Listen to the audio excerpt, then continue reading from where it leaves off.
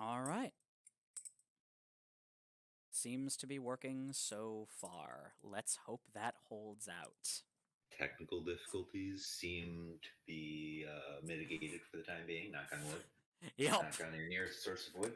I just had to, I had to make the sacrifices and everything was fine. I forgot to make the sacrifice to the Bloodstone Circle this week, and this is what happens when you're negligent. That's what happens. Yeah. Really, this is my own fault, obviously. Yeah. Hello, Arcrat. Is my voice less overwhelming this time?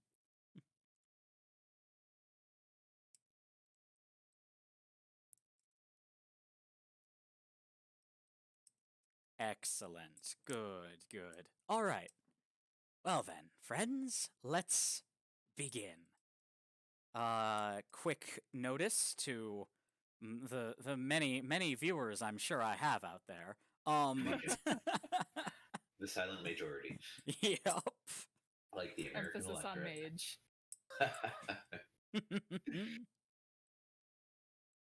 No, we do have like the three mages here today. We have the book mage, the biological mage, and the explosion mage. Perfect. It's true. All right. Oh god, it's all academic. AK, I literally cannot turn you up anymore. You are at 200% for me. I'll see if I can turn myself up. You should be able to do that in Discord settings. Yep. Awesome. Yes. Okay. Is this any better? Much. Good. Usually I keep myself at around 75-ish%, so I just bumped it up to 100.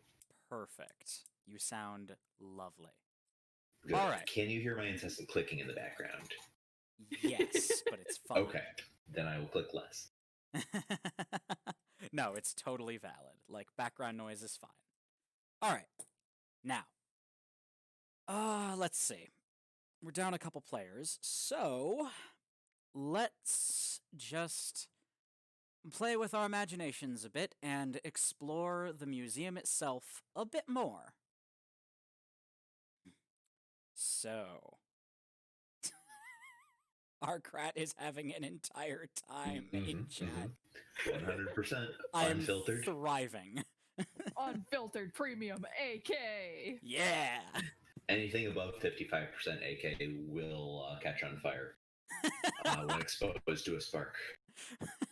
That's how you prove it's AK.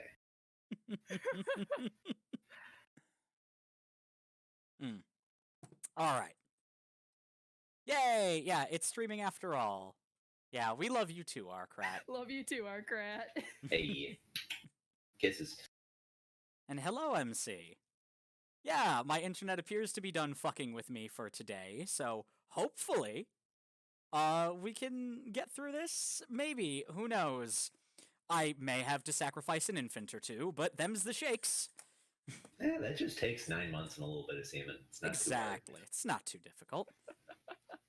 All right. So, thank fuck I have this set to mature. All right. Yeah, you aren't a kiddin'. Let's, where shall we begin our story today? Oh, right, I suppose we should introduce ourselves. It is I, local bisexual disaster and trash goblin extraordinaire, Nick. I am the bad fan sub.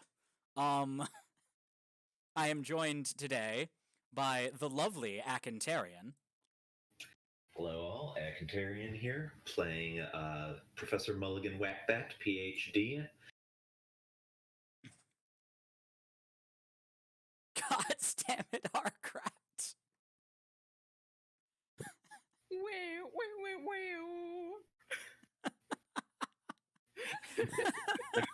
Sadly, we do not have a soundboard. Yet. Oh, God. And I am also joined by the lovely Magi Mercer. And thank you for having me. I'm Magi Mercer here on Twitch.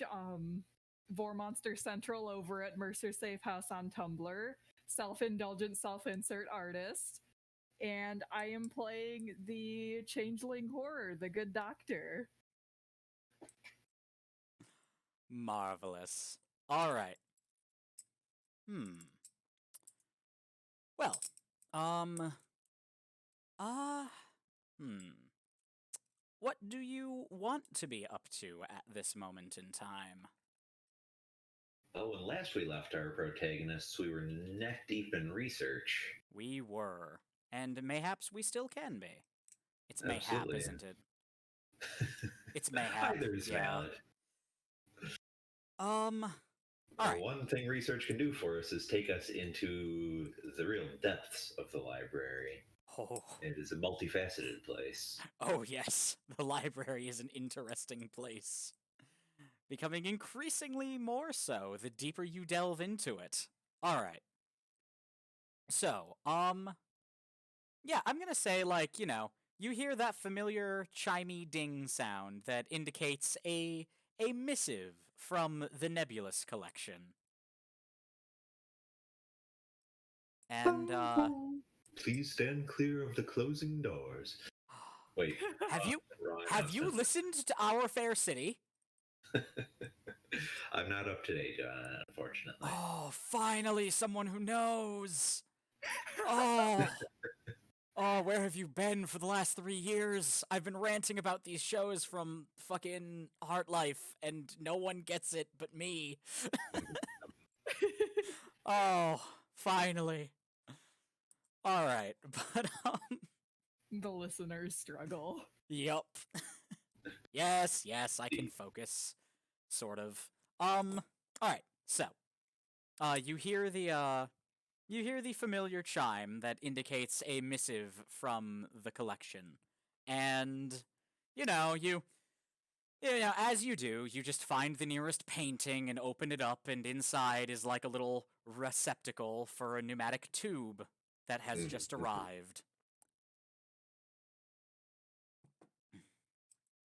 Reluctantly, the doctor is going to take that and check it. Yup. And it simply reads, mission delayed, mission delayed, colleagues preoccupied, continue research. Well, I suppose I'll need my researching goggles. I'm gonna draw out a pair of big, black, steampunky sort of goggles, the sort of thing that you'd find on a welding mask, Yep. but on a little leather strap, and Love it. set those. Because the best research requires you to avert your eyes.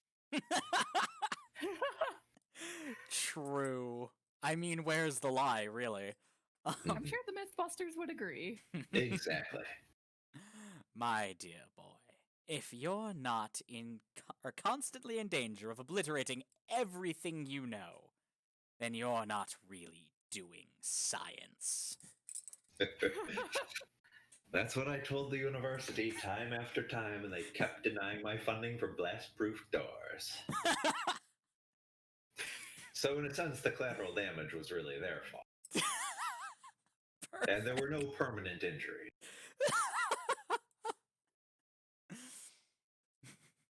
Oh, do not be such a baby. Ribs grow back. Oh, they don't. All right, so. Yeah, well then, I suppose we shall continue our researches. I fear Sedge needs a bit more time to acclimate, and, working on that codex of hers, as she called it, will The provide... portier did seem rather put upon. Yeah. I think the should... adjustment period will take some time there. Perhaps a good nap, a snifter of brandy. I agree. Yeah. Or a few days worth of naps. Or whatever. Yes, I'm sure some time to herself to gather her thoughts and recenter might be helpful, and who the hell knows where the acquirer got off to. He's an interesting one. That's like asking where the cat got off to. That is the cat's business and no one else's. Exactly. So, And they're both equally likely to return with a corpse of some kind. Have you oh, seen that cat in the last month that ran off with one of my utensils? Nothing I utensils? can't replace, but Hmm. I can't say that I did, although I'm not sure what the cat would want with one of your surgical utensils. Unless, has he developed an interest in surgery then? Hmm. I couldn't say. That's a nightmare for a different day of the week. A self-modify. Doctor, did he learn it from watching you? I didn't chase him out when he sat upon one of my modifications. Oh, So lovely. did. Well, If when you the find cat him comes out, back, let's cut sprouting a apart. fresh. Yes, when the cat comes back, sprouting a fresh batch of tentacles and a crustacean claw, we'll all know Giving new why. meaning. Giving new meaning to look at what the cat dragged in. Indeed. Oh well. Cavity. Thank you, Arcrat. Arcrat! Why you do this? All right. Let's see. Right, so, I suppose we can continue our researches. I vaguely remember mentions of Albion in some of the more dangerous areas of the library. A whole world itself, confined to a dangerous tome? What horrors does this world hold beyond the titans we described last time? Who knows? That's what we're here to find out. And Havelock, like, at that point, just takes a moment, like, pulls open their long jacket and just, like, double checks, just takes a moment to double check that their sidearm is there, still in their shoulder rig. So, when was the last time you two got to brave the restricted sections? I still have bite marks from the last time, but they've healed up quite nicely. It's been several months. Shame what happened to your last arm. Really should be careful. Oh, yes, well, every mishap with one of my limbs is an excuse to build another better one. That's a great question, MC. And the answer so far is, last week was just like a sort of pilot, like, oh, we're all here in this strange library that exists outside of time and space. And, We have a new recruit. yep. Yin was playing Sedge, our new recruit. So, it's true. And the acquirer was last seen eating a sandwich. In multiple places at once, which was not unsettling at all. You get used to it. Exactly. You get used to a lot of things modern here. vernacular, it just be like that sometimes. Certainly not the King's English, but it communicates what it needs to communicate. Indeed. Now, I'm particularly interested in the physical material harmonics of these titans we researched last time, and I believe I have some Gehenna quartz in my lab that may bear similar properties. So I'm going to do a few concussive tests. Oh, joy. My room is not near Sedge's room, right? I can't imagine the muffled sounds of explosions will at all be reassuring to her. I'm gonna say that at least, the collection has not skimped on your lab space. it is soundproof. See, and this is why I took it. I took to life here so easily. The collection is so much easier to deal with than the college review board. Exactly. You ask for blast-proof doors, you get blast-proof doors. None of this dickering about funding. Yep. You only had to destroy the doors to your lab once, and then they just gave you the blast-proof doors you wanted. An act of self-defense. Yep. Exactly. The collection understands. God, Arcrat, you're killing me.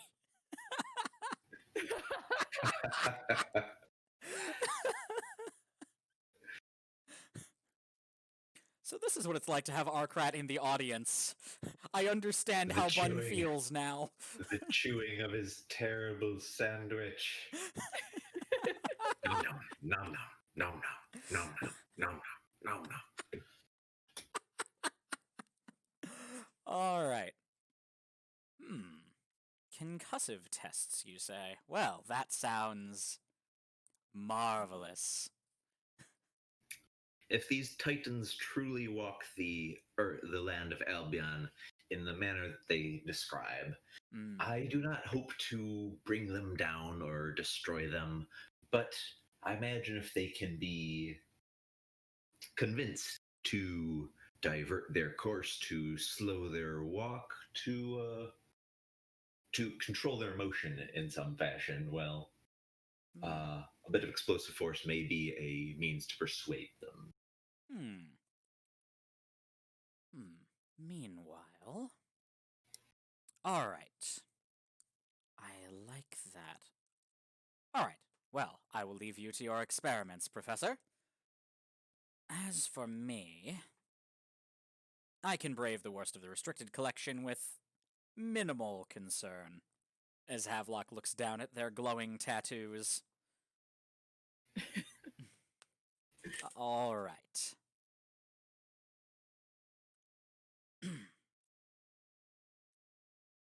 Care to join me, Doctor? As I have nothing else on my plate today, and we are down a couple of heads, I would be...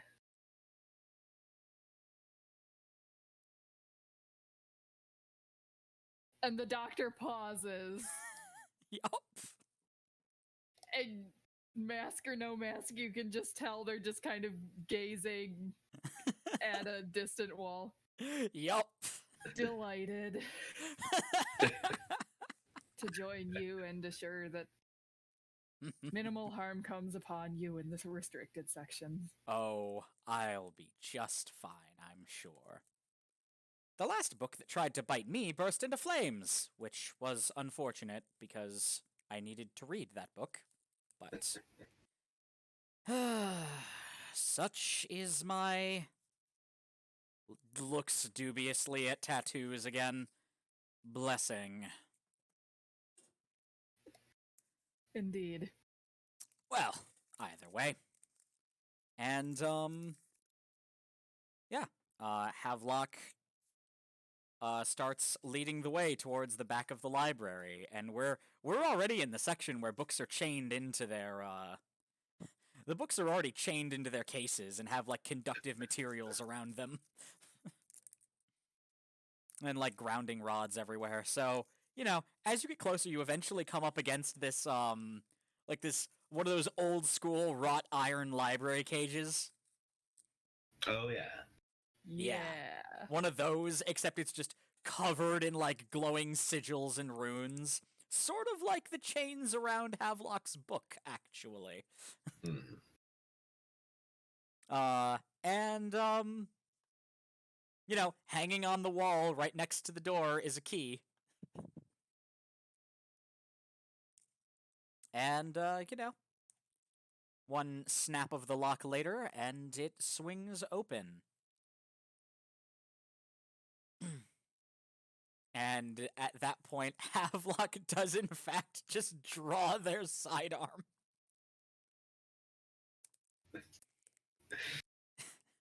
Are you expecting resistance? Oh, often. Yeah, these Oh, marvelous. Oh yes. That actually raises a question that I just realized I don't have an answer to, and I'm not in that scene, but so maybe it's not my place. But Oh, no, not Doctor, at all. what do you have to defend yourself? What is your means of Oh, yeah. self-defense there? Havelock was about to ask, yes, Ah, Doctor, I have my magic and my sidearm. Do you have any, weapons? Would you like to borrow one of mine? My body is my weapon, Havelock. Ah. And to demonstrate this, they raise their right hand and flex their wrist, and an unpleasantly pointy and damp looking spinal protrusion extends from the heel of their palm. Havelock's face, as they see this, is like a little nervous, but more than a little intrigued and kind of excited. Bless Havelock. Yup. They are so valid. um, yup. And, like, marvelous. Well, and I suppose we should begin. And Havelock's just, like, muttering to themselves as they're looking through different sections. And, let's see. For kicks, let's throw some dice. Alrighty. ooh, dice. Let's throw 2d6 and take the best. All of us. Ooh. Exciting. Let's hop in there then. God, I love having these on macros. It's the best. All right. Yes, yes, and yes, and. Okay. Very solid rolls all around. Yeah, they are. Marvelous. Okay, so, Havelock, pretty quickly, and, only having to pistol whip a couple of rowdy stray books that seem to have slipped their chains, manages to... I'm gonna say, yeah, they managed to very quickly corral the books, into their bag. Real quick. And they managed to find the one they're looking for. Excellent. Yep. And once they're in the bag, the books seem to settle right down. It's interesting. And, let's see. Doctor. Yes. Well, it's not books that I'm wrangling with, but rather some high explosives is a bit of a strong term. But we'll say some Krakatoan quartz. Beautiful. And I have a few sheets of that I'm able to fashion into something that rather approximates the specifications of the material of the giants that I was able to glean from the texts. All right. And I'm going to throw a few ounces of Stygian thermite at that. Fun. We'll be taking all precautions. I'm wearing gloves. Yes, all precautions. I'm wearing gloves and goggles. We'll be fine. Yep. Did you hear me? Oh. They said all precautions. I love what that. other precautions are there? Oh, God. I love Professor Whackbat so much. Oh yeah. Okay. So yeah, you threw your dice. So the Stygian thermite starts reacting quite nicely and very energetically, may I say, with the Krakatoan quartz. Perfect. Yep. Perfect. Very energetic. It seems to feed into the reaction a little bit, which is interesting. Interesting. Now, are we looking at a concussive reaction, a heat-based reaction, or a fragmentary reaction? I'd say it's roughly very speaking. heat-based, especially Heat-based? it being Okay. thermite. Oh, yeah, sure, that tracks. Hmm. Interesting they would react that way with quartz. Hmm. All right, interesting. I'm vigorously scribbling notes down on my fireproof science log. Good. Mm-hmm. Yeah, you did it very Good well this time. precaution Your jacket indeed. isn't even on fire. Good. I did forget to change into my science jacket, so this is one of my nicer jackets. Yes, ones with I less was scorch excited at the marks. prospect of explosives, so I did not bother to change. That's fair. Appreciate that no matter how much of you is on fire, your mustache and beard are always immaculate. It's because they're waxed. Good. Professor Waxbat. As a practical matter, you could probably fire a bullet at my mustache, and there's a decent chance it would ricochet off. Yes. That's when you know. Mhm. It would make that very, very cartoonish sort of ricochet sound too. That Yes. This is the deep lore I hoped to glean from this session. The deep character lore. All right. So, our dear good doctor. doctor got a yes and. Exactly. You. Yeah, so. Uh, Should you. Yes. You are accosted by what looks like it was a person once before a couple of books Oh. got to them. And by got to them, I mean started integrating into them in a very unsettling and unwholesome to look at way. God damn it, Arkra!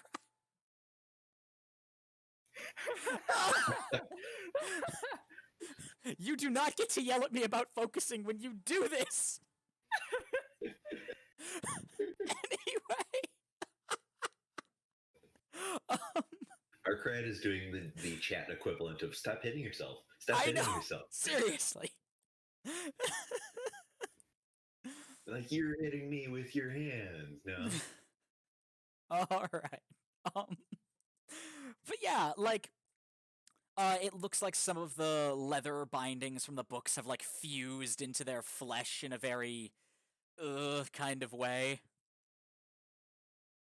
Or, and like some of their skin has taken on a very parchmenty look, and it seems to be covered in writing. Their hands have warped into these like awful-looking talonous claws. It's their eyes are just like empty, still constantly bleeding things, just these chasms in their head. And they're shrieking, just shrieking. Yes, I understand your predicament looks deeply uncomfortable. I was gonna say, So- you rolled well. So, fuck! Damn it!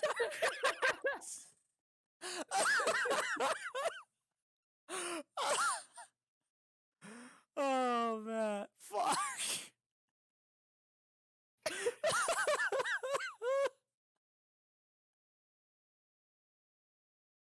I'm dying. I'm fucking dying. All right. Anyway, sorry. Carry on. Since I rolled very well, I'm going Yes. to take some liberties. Absolutely. I was about to say, like, you rolled really well, so the outcome of this is kind of predetermined. But I wanted to set the So- scene a bit. And a lovely job you did with that. The doctor approaches with minimal not a lack of caution, but a minimal amount of apparent concern to their approach. And slinks forward, a wing-like mass of tentacles extending from beneath their shoulder blades. They catch the first hand that reaches for them in the grasp of their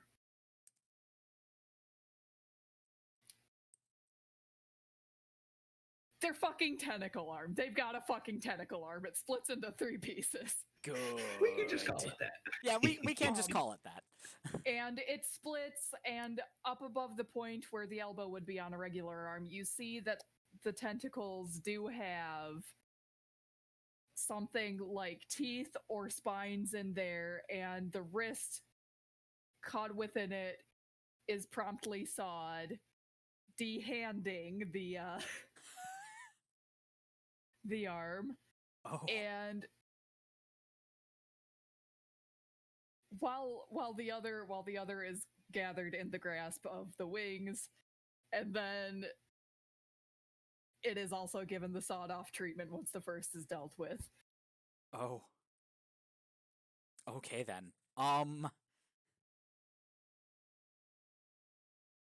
Do you suppose we need this alive? Havelock is Yeah, Havelock is looking at you with an expression that can only be described adequately as fear-rousal. Mark me down as scared and horny. Yup. I feel like that's the correct feeling.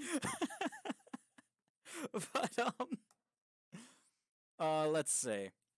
Havelock like slowly approaches and it's just like, oh, the poor thing. They must have snuck in here.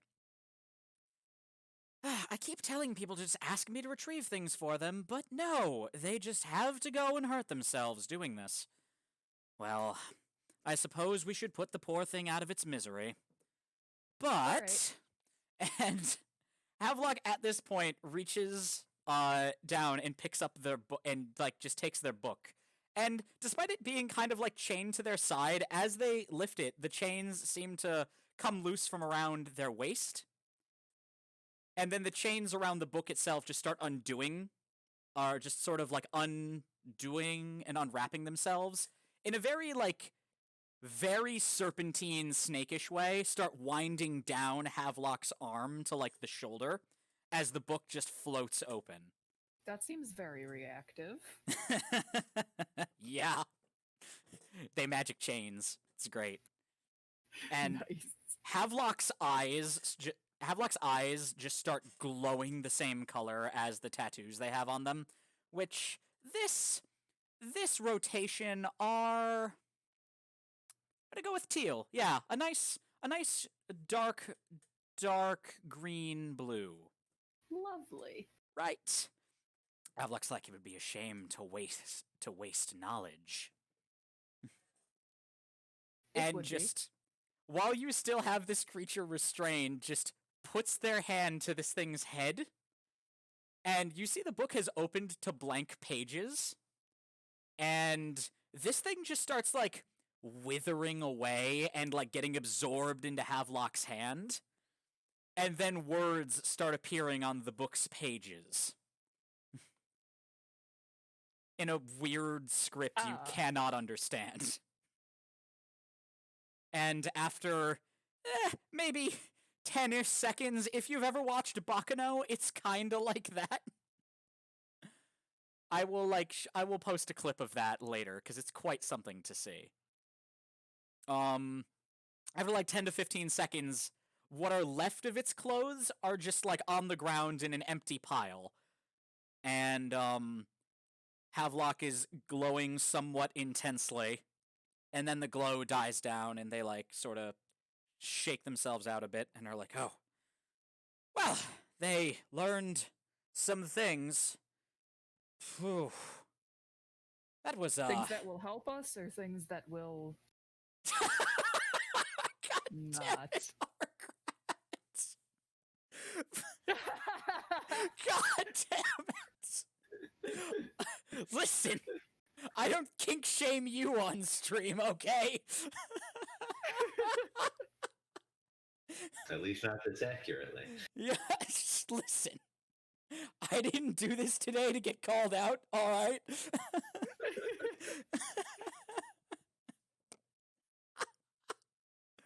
Oh. Listen, I love me some... keeping up to date. Listen, I love me some thirsty chain bondage, alright? AK has a character that is literally just chain bondage, so like you should ask them about that sometime. Ooh, Oh, Vale? Yeah. Yeah. Oh, I will have to do that. I love you too, Arkrat. Fuck, where was I? Right. Yeah. So You Havelock ate your is- words. Mm-hmm. Yes, Havelock ate many words, and yeah, it's just like looking through the book, and it's like, oh, the poor thing found the, oh, they found the book on. That's a shame. Well, and oh, yes, the books themselves also are like on the ground in this pile, and Havelock very quickly the chains start snaking their way back down Havelock's arm and just rewrap around the book, and Havelock just puts it back. And then very quickly snatches up the books and just finds, and like from their bag draws out these leather belts or something just to like hold them shut. It's like, I can return these to their proper sections later. Well, that was certainly exciting. Exciting was a word for it. How Indeed. many people have you found like that? Oh, you find the occasional one here or there, new visitors that haven't been briefed properly or think they can outsmart everything, and it's always the arrogant ones that go first. Either way, I'd say about that might have been the 5th since I came here. Well, that's not nearly as high as I feared. Or maybe the 25th. It's so hard to keep track. What even is math? Anyways, I was pursuing a doctorate in history, not advanced mathematics.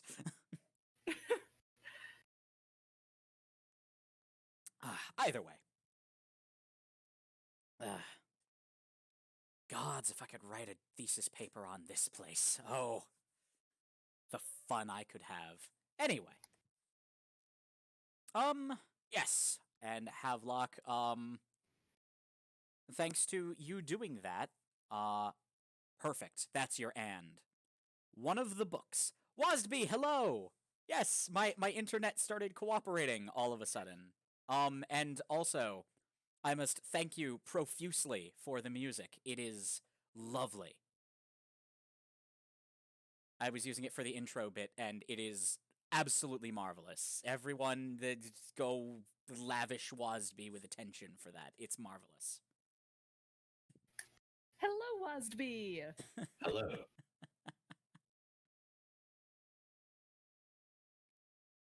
Yeah, Wasby is a wait, hold on. I got a thing, I think, for this. Right. Like, no? Okay. Clipboard? Did you decide you don't want to work now? Because that's very mean, Clipboard. Alright. Let's see.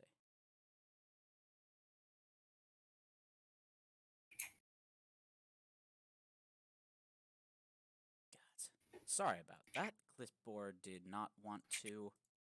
I can't... Wait. Yes, I can. Ha! I did it. There. Oh, hell yeah! There we go. I was trying to right-click to paste, and then I'm like, nope, can't do that. Right, Control-V then. Fine. Make me do this the hard way.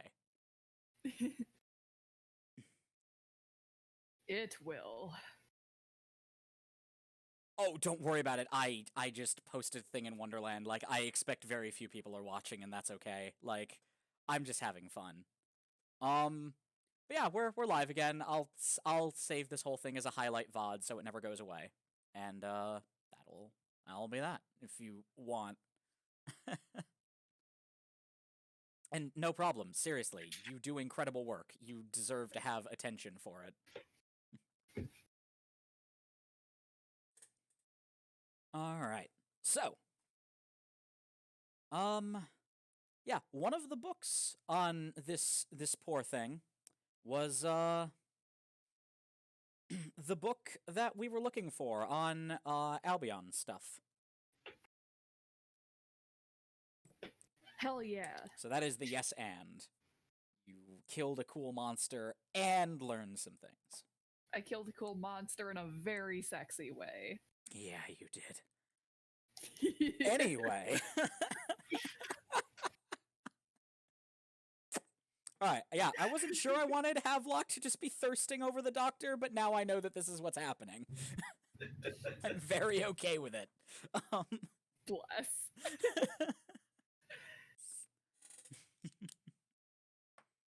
Alright, so.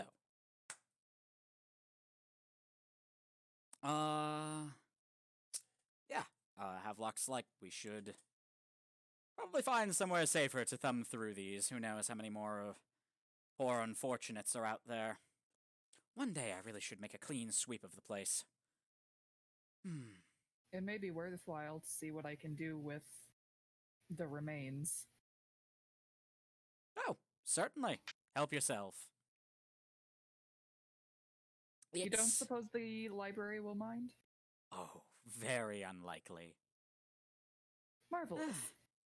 Yeah, I've spoken to the will- curator about what to do about these things before, and the curator takes a very dim view of people who don't obey the signs.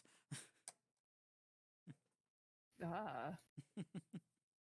Well then. So, you know, do what you like.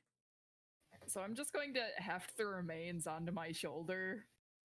It's this, like, shriveled up bag of skin and bones with, like, some meat left.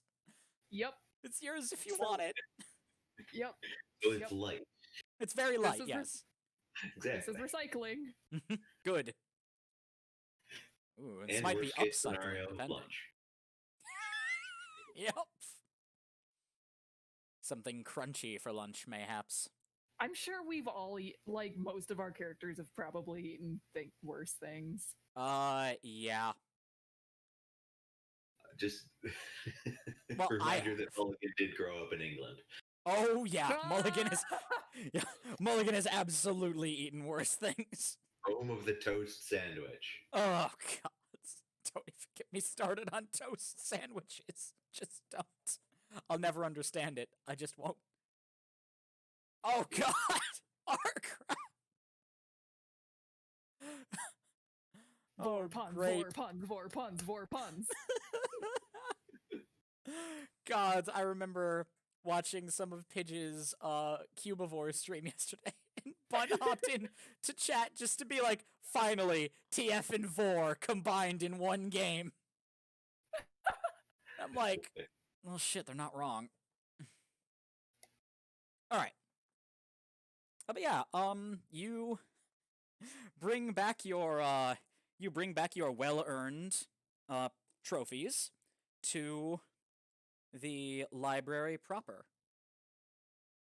Well, the safer part of the library, at least, marginally. Also, I do take a quick moment to run back to like the storage in my lab. Ooh. Because let's not let the remains get rank That's than they already true. are. That's true. Mhm. It will be very distracting while we try to study. So You're not incorrect. Ooh, perfect. You're right. We're going to the doctor's lab. Good idea. All right, we're going to the doctor's. I don't know what you want to call it. Surgical theater, lab, lab, surgical theater, like it's menagerie. very much a multi-purpose. Yep. All right. So Havelock very quickly runs over to that that phone on the wall, like one of those real old school style phones with like you pick up the earpiece and it's a rotary dial and you talk into the thing on the wall. And that only ever seems to be there for them specifically. And sends a quick message to Whackbat that they'll be at the oh, my attention span can't handle this. Vorplay. With foreplay. Vorplay.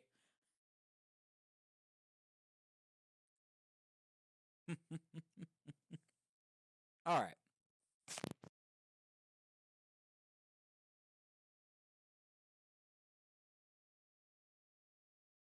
So, I need to get some emotes made. That might be fun.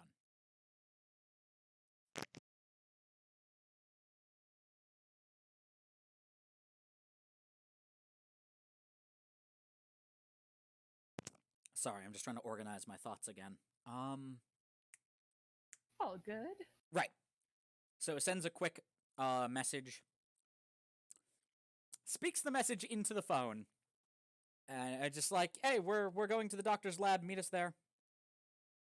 Oh God, no, never mind. No. Oh, emotes are affiliate only. I see. Well, we'll figure something out. We can have emotes in the Discord server. We could have emotes in the Discord server. There. As a treat. Perfect. Yep.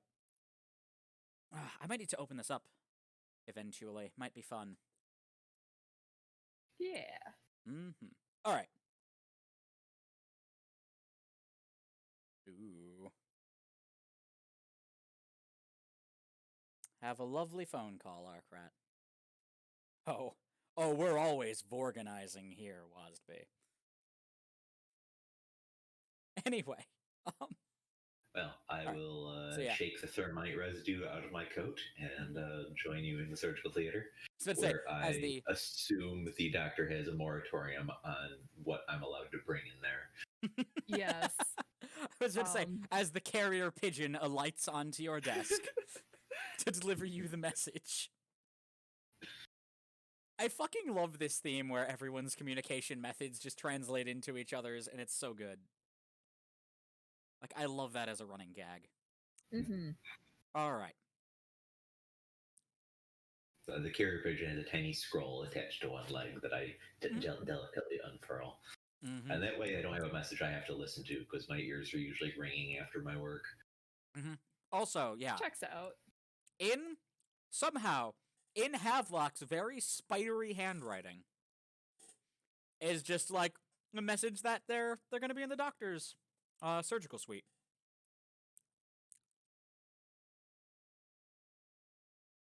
And to meet them there, they found something useful. Perfect. I will carve off a piece of the Krakatoan quartz that I was working with, tuck that in my pocket, and away I go. Lovely. All right.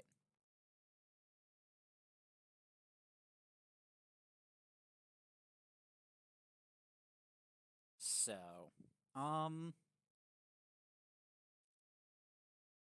right. So, doctor, meanwhile, is your theater clean, or is it more like a greenhouse? Of course it's clean. I'm not a fucking animal.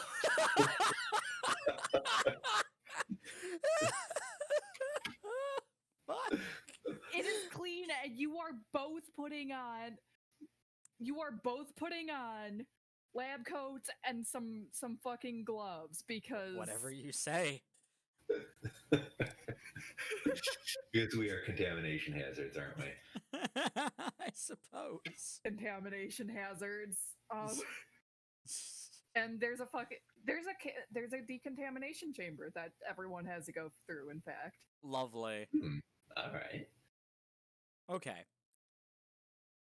So as the doctor starts barking orders at them, Havelock is like complying and smiling and thoroughly enjoying this. Havelock's a sub. Good to know. Sometimes. Um, it is clean, the light is bright, everything is well lit, but not like overwhelmingly so. You are not being blinded unless you make the decision to look directly at the lights. I cannot physically stop you from doing that. Yes. Just not recommended. I can look directly at the lights because the doctor has modified oculars. Show off. The doctor can also modify your oculars It's true.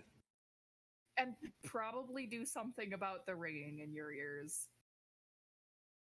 Very What? likely. I had to. I took the I had the opportunity. I took it. I appreciate that. Let's see. It is Phil. There are some instruments you recognize as, oh, that's, you know, that's the normal surgery array. And then the other stuff, it's like, that's a really menacing looking buzzsaw. And you're not sure why the doctor has that or what they've used it on recently. The doctor is in the process of carrying the remains to something that looks like a closet, a refrigerated closet Perfect. for like some. Oh, that's a bunch of corpses in there. Yup. You don't know what all of them are. One of them looks kind of human. Question: Yes. Can I store my hit flask in there just for a moment? It's gotten back to body temperature.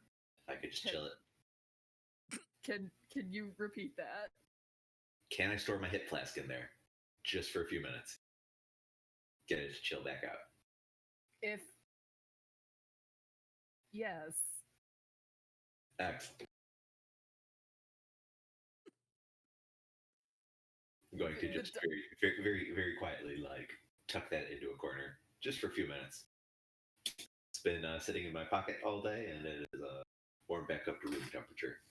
Shame. Yeah, that if the proximity doesn't bother you, yes, that's fine. I certainly don't drink it for the smell. That's probably for the best. Now, what is this book you found? Right. We found, hopefully, a useful bit of research material. And, Havelock opens their, their bag, or their briefcase bag thing again. Two people with ringing ears.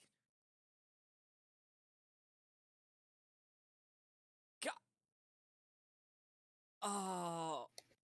Oh, Wasby, you and Arkrat are going to literally kill me. Gonna fucking kill me. Thank you, based I love Wasby, it. and thank you, based Arkrat. Yup, I love this. Oh, I have got to have a thing that shows the chat on the screen for the VODs.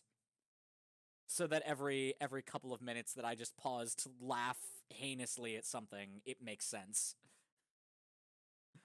Alright. Remind me to do that for next week, along with making the character slides. Yeah. Which I will need art for the rest of the characters for, I think. Or at least reference pictures or something. Anyway. Yeah. I was... Right, the book. Yes. Yeah, Havelock reaches into their, like, briefcase, messenger bag, hybrid thing, and, just pulls out a, like, one of the books that they found, and it is belted closed. Is like now. If everyone remembers from the first day of handling some of the more, temperamental texts in the library, Havelock is like soothing and petting the book, and lets it like removes the leather belt, and it tries to nip at them a couple of times, and Havelock like just kind of like boops the cover a bit and is like, no, no. And you know, after a few minutes of like beast taming this book, manages to get it to cooperatively open to where they'd like it to. And it's a little dissertation on Albion. It's essentially like a I wish there were a way to share images in the Discord chat. Not the Discord chat, the Twitch chat. That'd be cool. But alas.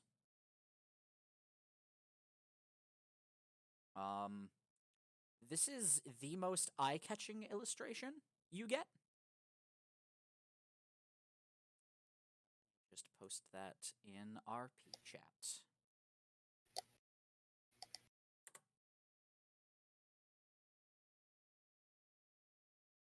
And it just, like, the caption under the picture just reads, Dream Titan, along with the city that subsists on its ether trail. Fascinating. Yup. Like the pyramids. Something like that. They're apparently just living mountains. Apparently that village will pack itself up and travel along the trail of the Titans. I admire their dedication. Mm-hmm. Well, I think it's more to do with the fact that they'll starve without the raw ether. And They've it seems adapted to a difficult way of life. It seems to be something of a spiritual thing for them. At least as far as I can tell. Whenever the Dream Titans move, which according to the text is anywhere between let's see. According to this, the longest recorded instance of the town not moving is 10 years. And the shortest is a few months. Alright. But yeah, they, during what they call the Thunder season, the Titans begin to move, and they're quite enormous. By all accounts, it just sounds like endless thunder for days. And the people follow in the Titans' wake.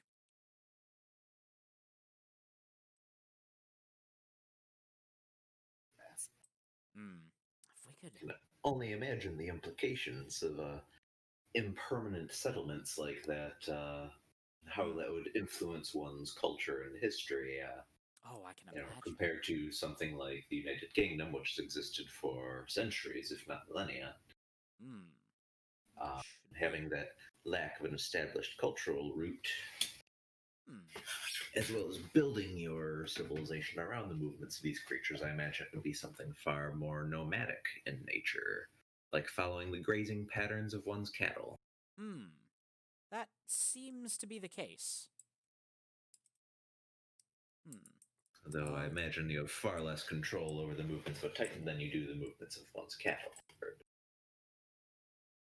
Mayhap, according to this, they can sometimes influence the movement of the Titans.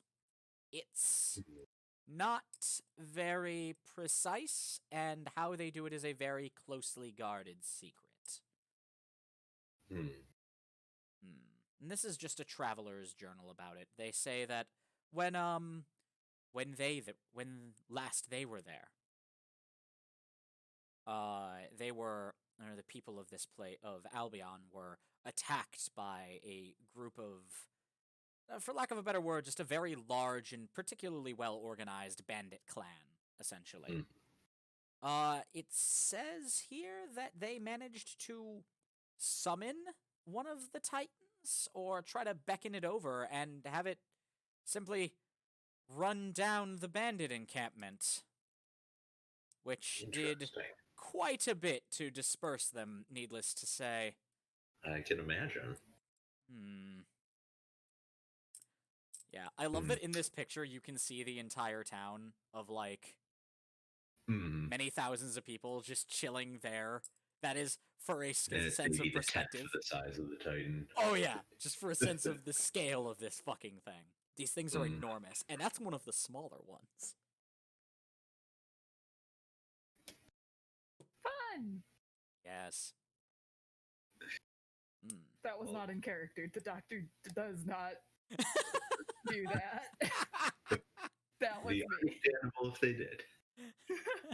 It seems like the sort of creature they would like to research. Oh, they Mhm. absolutely would. They want to like dive inside it and figure out what makes it tick while it's still living. Oh, Mhm. good. I'm so glad to hear that, honestly. Good. I wonder about the nature of these. We have so much to learn for the Nebulous collection. See if we can't find some artifacts, bring back samples of this raw elixir, see if we can't either synthesize or figure out a way to get a steady supply of it.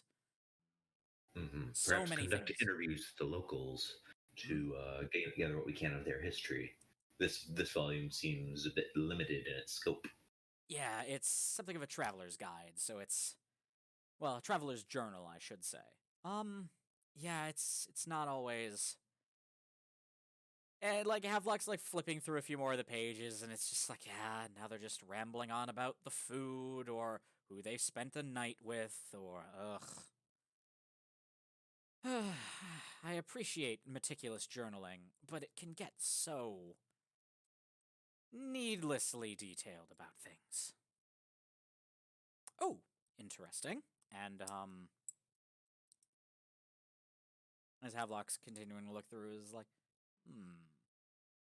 I don't know how out of date any of this information is, but yeah, at least we have a baseline for. This Havelock's looking at the dates. This is like, does anyone? This time is strange here. Never mind. I'm about to ask a nonsense question like, does anyone know the date? Somehow I doubt their calendar matches the Gregorian. Yeah. A shame, that. Real pity. Alright.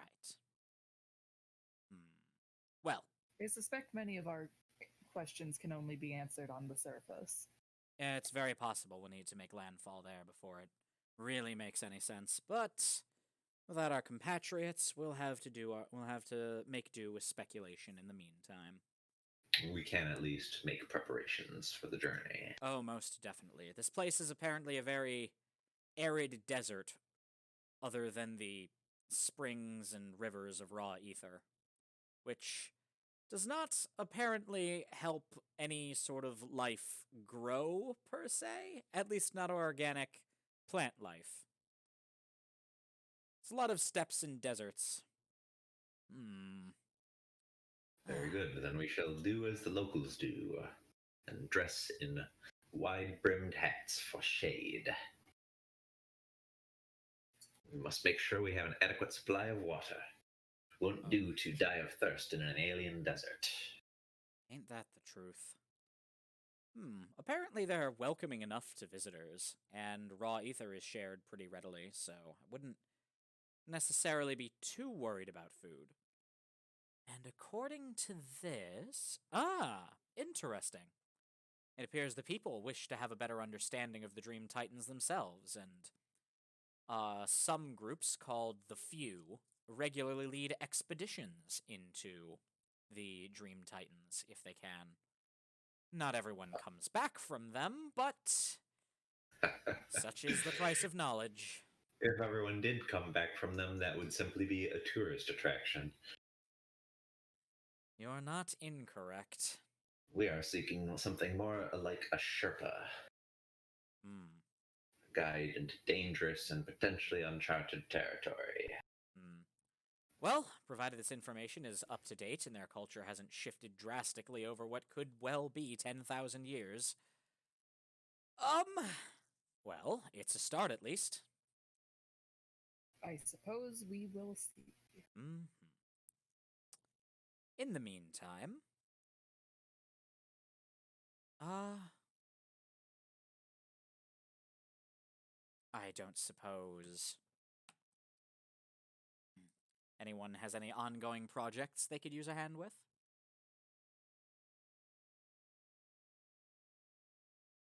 Truth be told, I've been planning on modifying my arm further, but I was contemplating the addition of the raw ether into my system. Hmm. Your system would be best suited for filtering and processing this substance. I admit it's not something I'm familiar with, but as they've built an entire culture around it, it would be useful to have at least one among us who can process and interact with it safely. Hmm. Well, I wonder if there. Safely or no, it at least shouldn't be able to kill me. Do we know much about this ether as a substance? Is it something more akin to mana or water or something like oil? And Havelock's flipping through the pages some more, and let's see what the book knows. All right. Yeah. Give me a sec. Gonna shoot myself up with magic juice. Mood. Where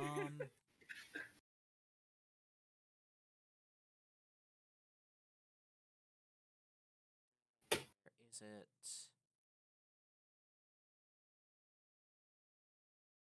Ether, blah.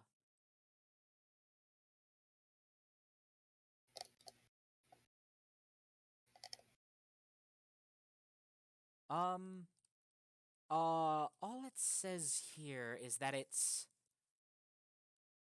the raw, untreated ether is somewhat dangerous. Apparently it's something of a fun game to try to get newcomers to drink the stuff, and our poor unfortunate fellow here fell for it. Oh. Let's see.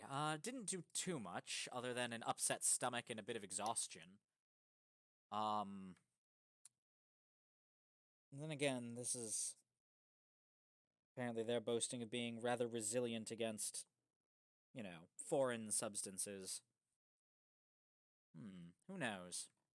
Also, an upset stomach and a bit of exhaustion is hardly what I'd call life-threatening. In the officers' quarters, we'd call that a good Sunday. Indeed. Let's see. Havelock's looking through the pages a bit more and is like, there are at least 2 recorded instances of deaths from raw elixir being consumed. Although it must be noted that the people who imbibed it were either particularly infirm or young. Well, as I am neither of those, I will likely be fine. In fairness, Doctor, I believe you could drink raw gasoline and it would come out with nothing worse than a case of the tummy rumbles. Well.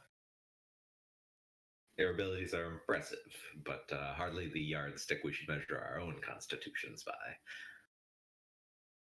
According to this, it can be distilled into a number of effects beyond the basic distillate, which is the staple food for the area. Other effects can include, but are by no means limited to... Let's see. One particular brew can help you resist cold temperatures for a good while. Another... Hello, kitty. Hello. Another is just an instant sobriety. Hello, kitty. Instant sobriety, you say? Instant sobriety. However, our traveling friend does note that it does not cure a hangover, merely sobers you. Hmm. I was going to ask, how is it that these people are not the richest we've yet seen? Hmm. I know. Hmm. One of the distillations can. Let's see here. Let's throw another one just to see if we get anything cool. All right, yeah, we'll get another cool one here. One of the distillations can. Apparently, it makes the imbiber's hands stickier, essentially, is the way this person describes it. And it helps make you more effective at climbing and helps you grip things better. Which interesting. Very interesting. Not an effect I would expect. I Right? have to wonder if it's an excretion or some sort of alteration of the flesh itself. That is unclear. Another one allows for. Oh, that's fascinating.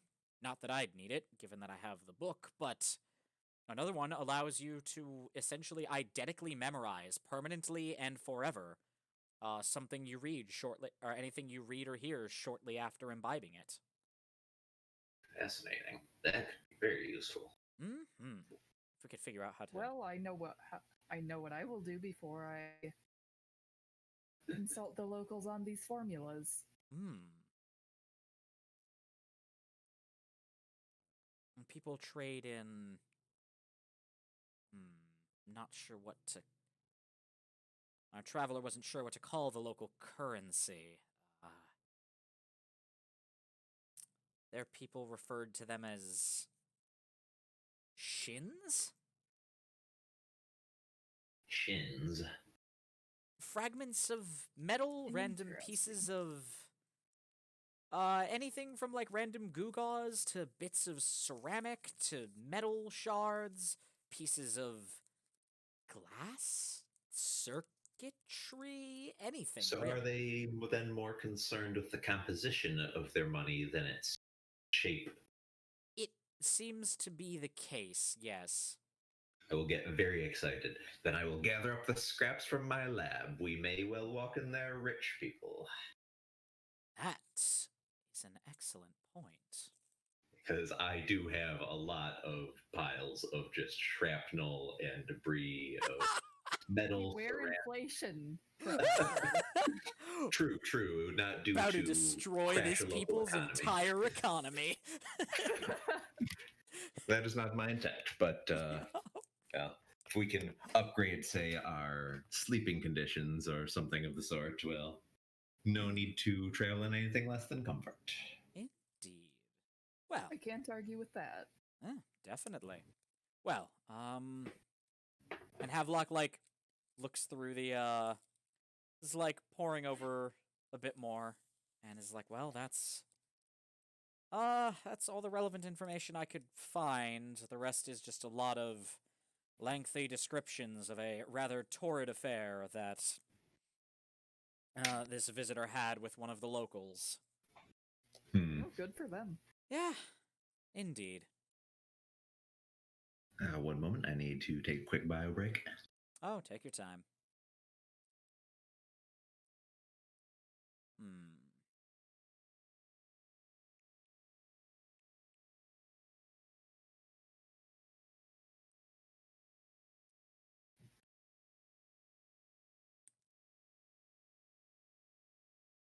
Well, I'm having fun so far. Same. Especially for making almost all of this up on the spot. Yeah, I think considering we're doing pretty well. Yup.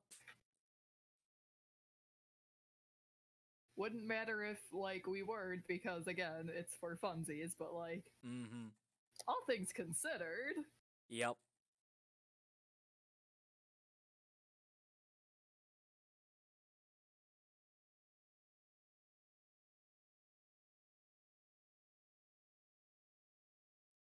Hmm. Yeah, I wish I could translate some of the things I'm thinking about or describing into proper images, and I'm hoping my words do a good job of that. I'd say so. Good. I understand the frustration, though. Yeah. Yeah, it's one of the it's one of the reasons I actually got into like, RPing and GMing is just what is GMing but storytelling.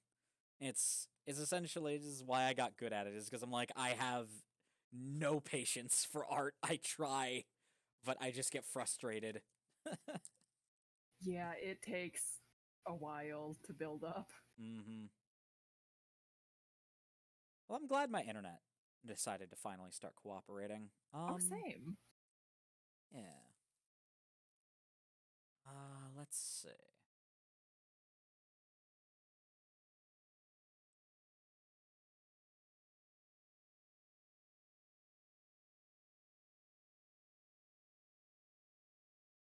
Ain't that the truth, Wasby? Ain't that the truth?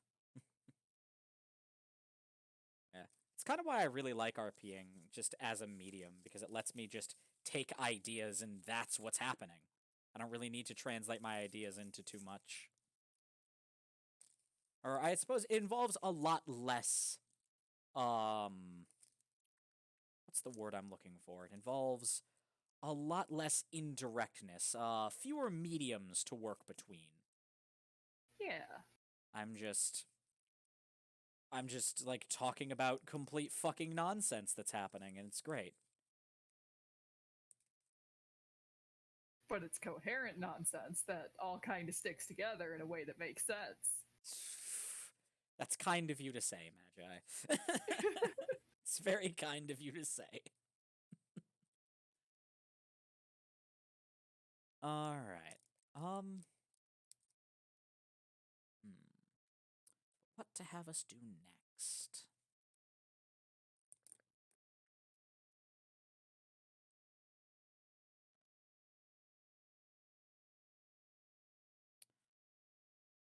I have a couple ideas. Okay. Yeah, that could work.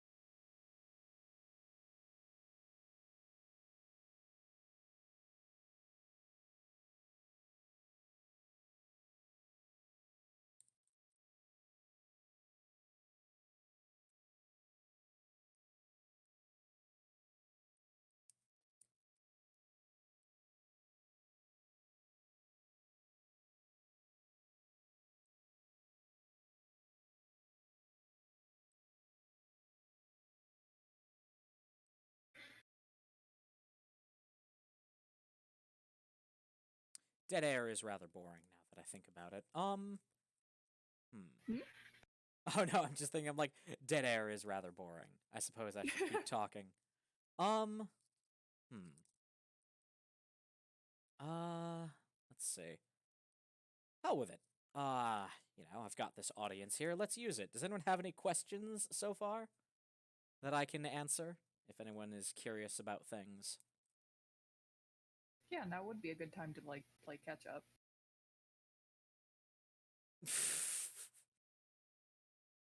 Oh gods. Damn it, Waspy. That's good.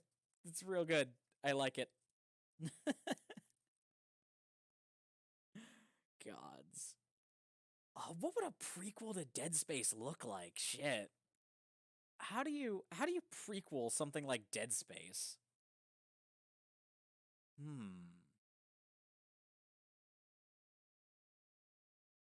You'd like have to be ooh, maybe you'd play someone on the Ishimura or the Ishimura, is that it? Before everything went to shit? Maybe before and during the arrival of the what are they called? Keystones, monoliths. It's been so long since I played Dead Space.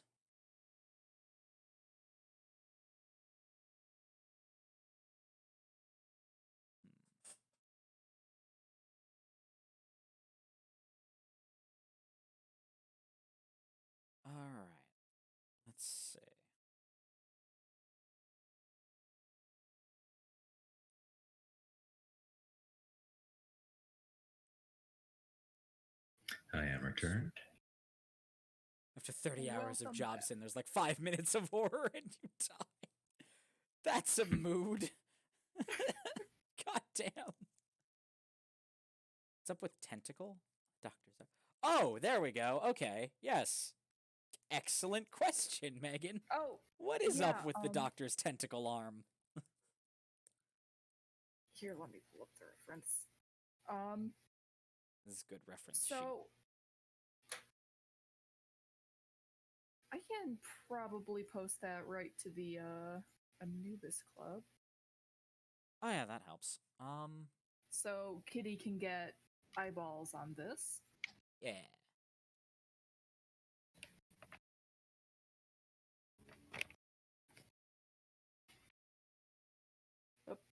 Yep, just gonna minimize stuff that I'm Yep. not meaning to minimize. So, the Doctor has a lot of strange and probably off-putting to look at body mods, and from the shoulder down, their left arm has been completely replaced with a tentacly sort of limb, and it's capable of splitting off into more sections, but the base is 3, and they all sort of end in like sort of gripping, graspy bits that are sort of like fingers, but not exactly.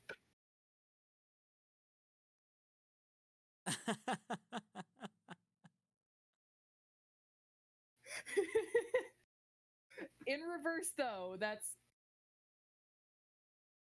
like almost perfect. Yep. The it's really good for climbing. It's a very stretchy and versatile limb. It's got some shredding bits further up the arm. Boy, does it.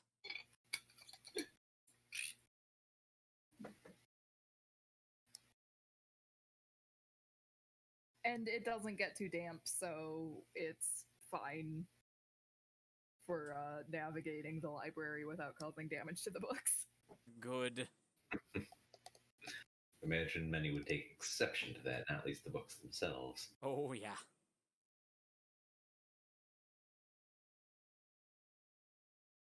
Demogorgon?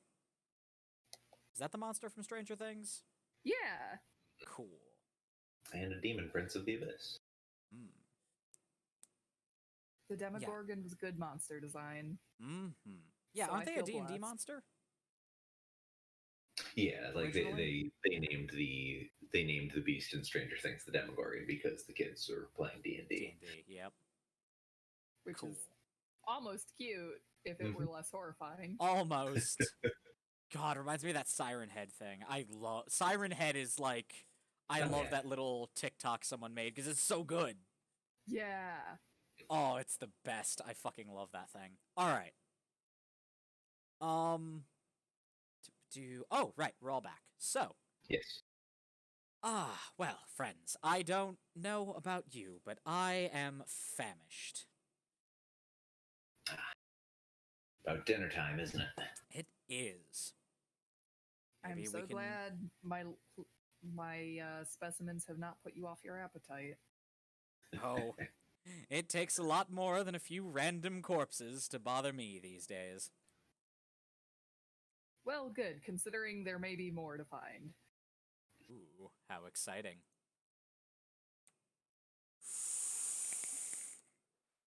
And with that, Havelock aways, towards the... just starts heading towards the cafe. But not before, walking up to the fridge and retrieving the doctor's, or the professor's flask for him. A gentleman. I do my best. And, yeah. You're back in the cafe. Inside is Zool. Possibly. We are unsure at this time. I mean, there might be a fridge somewhere in here with Zool in it. We can't say there's not, Yup. with any certainty at least. Yep. All right. So I have a few ideas on where we can go from here, and it all depends on what aspects of the museum we wish to see expanded upon or explored.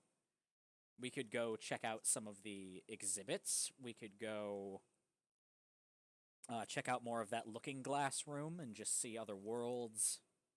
Do all kinds of nonsense. Mhm. And that's I leave that more open to you guys as you are my players. And we can discuss possible sojourns as our characters are eating. If, for fun. Do we have enough information on Albion to be able to look at its landscape through the looking glass room? Bit of reconnaissance, as it were. Couldn't hurt to do a bit of recon there. We can try at least. Mm-hmm. You know as well as anyone that they're a bit imprecise sometimes, especially when you're trying to look at a place you've never been. Indeed, but we don't even need specific information about, say, the location will be in, even just the general scope of the desert itself would be informative. Oh, definitely. Certainly worth trying. Havelock is having, what's on the menu today? That's always a real adventure. French onion soup. As a starter. Yeah, Back French to onion soup is a basics. fine I starter. like it. All right. And, let's see. Yeah, it certainly couldn't hurt to do a bit of recon if we can. As for beyond that, we could always try to see if there's an Albion-based exhibit in one of the apparently endless wings of the museum. It could not hurt. Presumably, hopefully, ideally. Well, It could hurt. It could hurt. Yeah, very it badly. really could hurt. that is a bold assumption to make, Professor.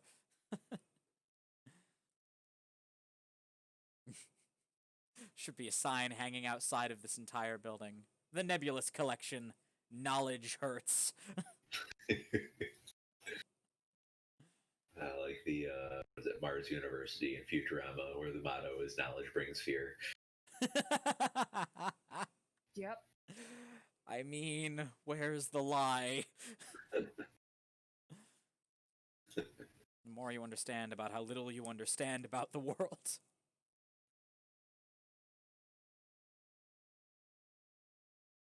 So, Alright. lunch then. Yes, lunch. Let's see. I'm going to say today's special comes from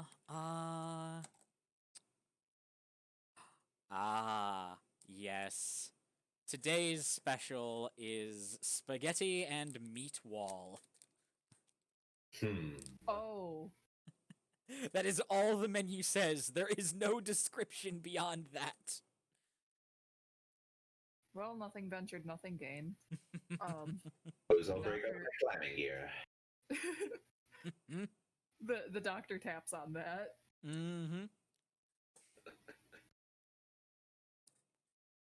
Havelock's looking at that. And then, closes their eyes and pokes a couple places on the drinks inside, on, the drink menu and the side menu. It, just apparently deciding that, fate shall decide these things for them. Bold move. Yup. Indeed. All right, so a few moments later, your spaghetti and meat wall arrives. It is interesting.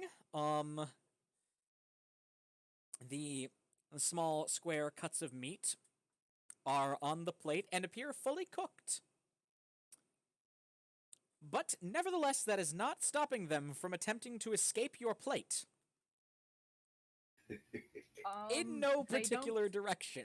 They don't get far because there is a fork in each end of the tentacle arm.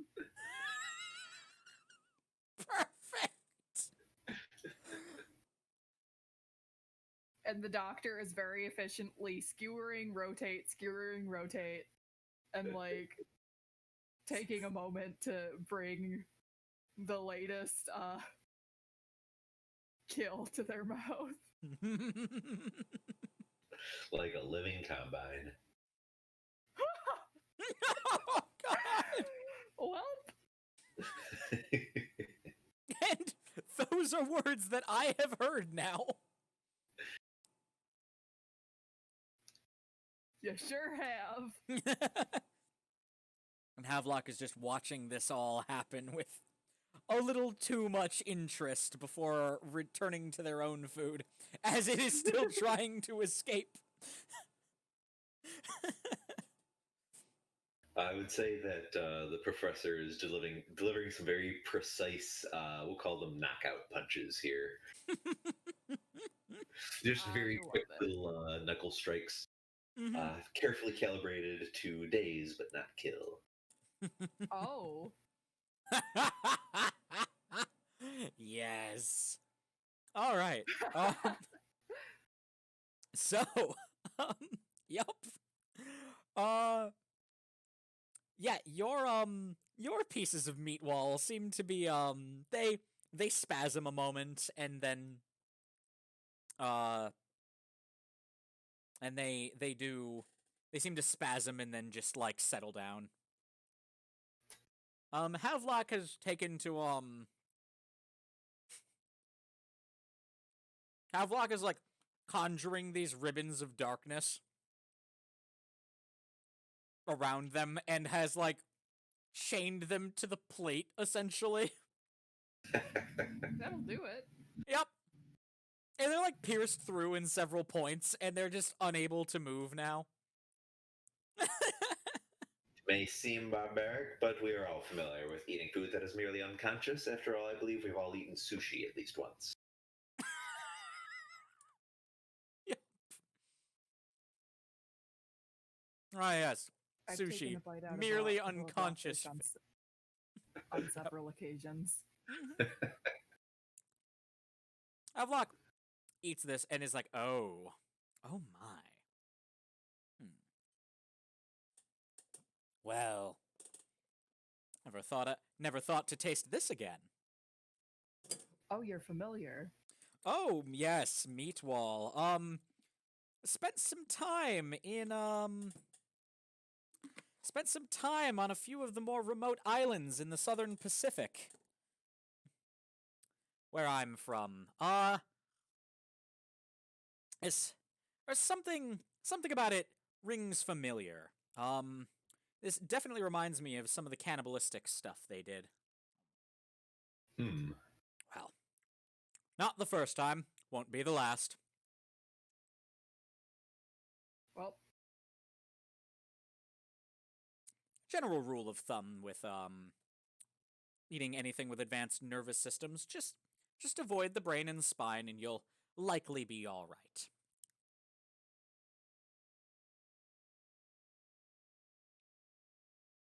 Are you speaking of minimizing suffering or of avoiding prions? Avoiding prions.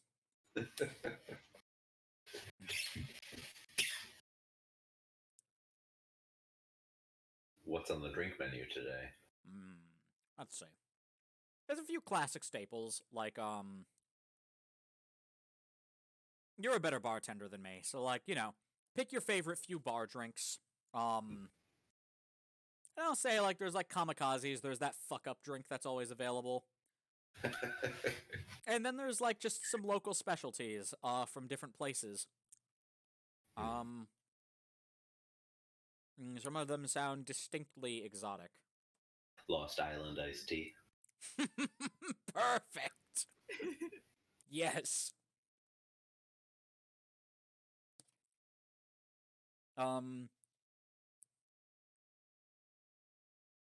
Yeah.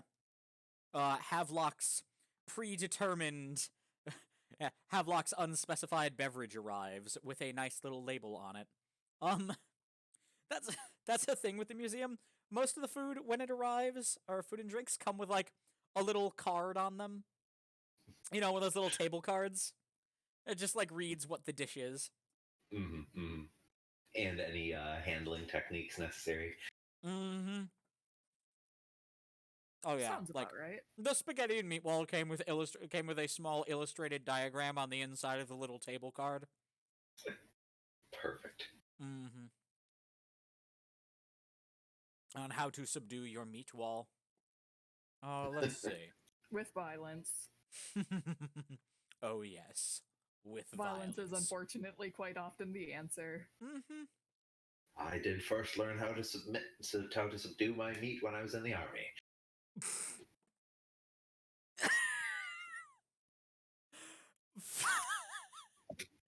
I'm, I'm leaving that alone.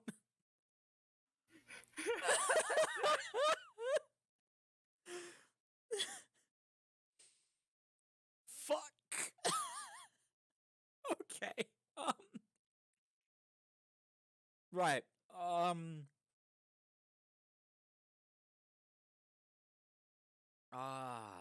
I had a thought. Sometimes we would be drilled in proper meat submission techniques all day until we could no God. longer stand. Stop it! It's just kidding. If we did it poorly, we would be forced to subdue our meat all night long. Long after all the others had gone to bed. Thank you, Doctor. Yep, this is Professor, diegetic. this has been- Havelock is just dying at the table. Riveting. Well, Combat martial arts was part of our basic training. yes. Combat martial arts. Yes. Certainly. And that's your method of subduing. Yes, Subduing good old meat. fisticuffs. Yes. Fuck. Does do a little shadow boxing. Well, I've never heard it called that before.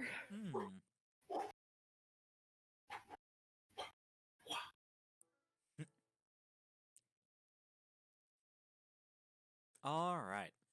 All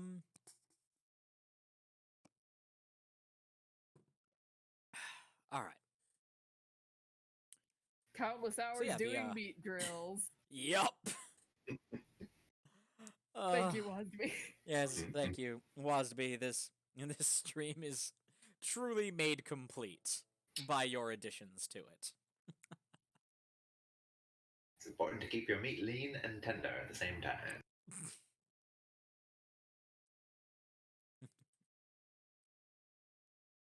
Just go out there and do it. Just loosen up and be tight at the same time.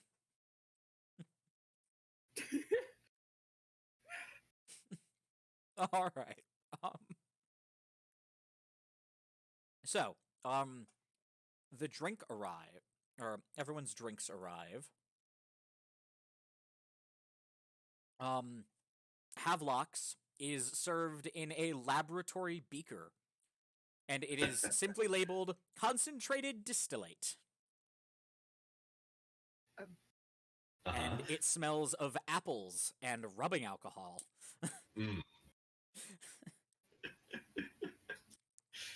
Oh, I bet AK would love that. They love drinking things that taste and smell like rubbing alcohol. I Are you still recall. dragging me over that? That was days ago. I was there. Magi has not yet let me forget it. God. It tasted so bad. It tasted like someone sprinkled like 2 grains of cinnamon onto the bottom of an empty rubbing alcohol And a lovely cinnamon bottle. note, too. And it You are tasted like you were licking the bottom of an empty rubbing alcohol bottle. It had a much more complex flavor than you give me.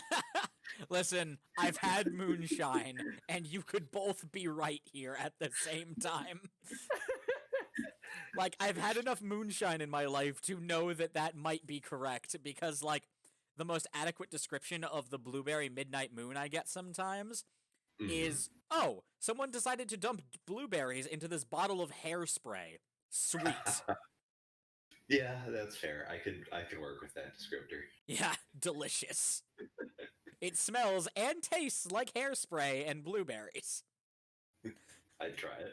Yeah, I mean, yeah, listen, it's $20 for a 750 of this shit. Comes in a jar. You have a ton of actual fruit at the bottom if you're looking to get real fucked up. It's a good time. All right.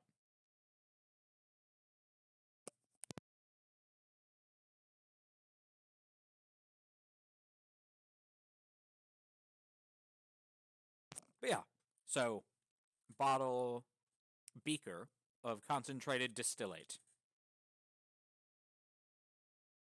And what's everyone else having? If they have any thoughts on such things. Probably some Earl Grey tea for the doctor. Lovely. Rum and blackstrap molasses. Mmm. Not molasses. It's based off of a swamp water distillate. Much more bitter than you'd expect. Morass? As in morass? Oh god. The very same. Oh god. Oh no. I was like, oh, that's nearly a dark and stormy. No. No. No, it's not. Oh. Oh dear. Or Oh, a black and tempestuous. Yeah, indeed. Excellent. All right.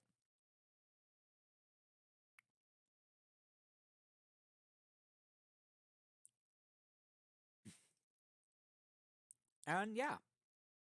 So drinks are all appearing. There's still plenty of food on the plates. And you know, lunch continues. To struggle. Oh yeah. Oh my god, that was fucking perfect. Thanks.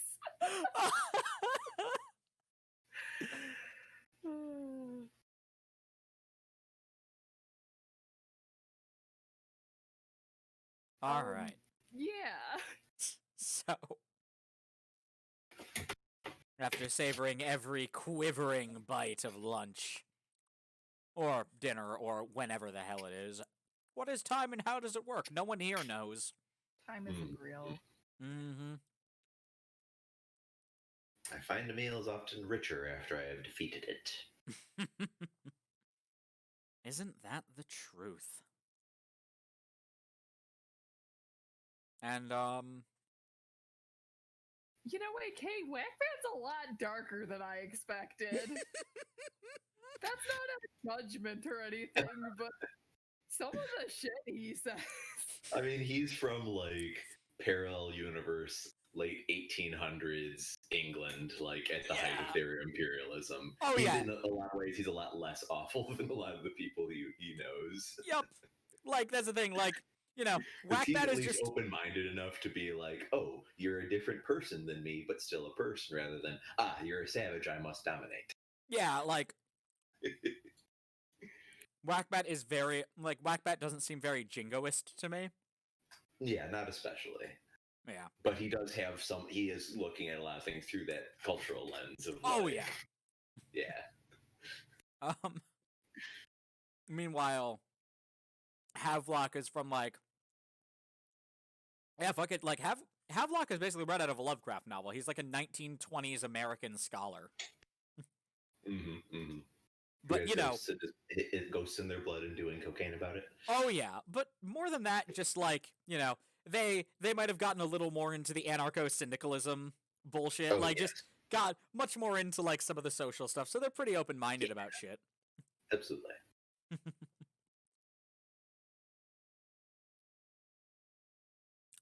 Yeah. And the doctor's just sort of a question mark. Yes, but like a fun, tantalizing question mark. Very. The doctor is full of mysteries. Mm. Good luck getting your answers. I would also like answers. Oh, who needs answers? Mysteries and regulate mate. What is B? No! Woo. Do not woo imperialism, oh god!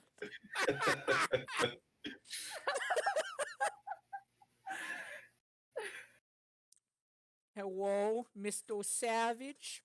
I must dominate you, woo. Oh no! Put it back. Put the woos down and put your hands where I can see them.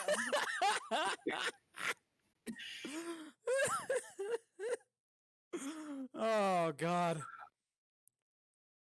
Oh fuck, I just said that on Twitch. Oh fuck. I have to highlight this whole thing later. Oh no.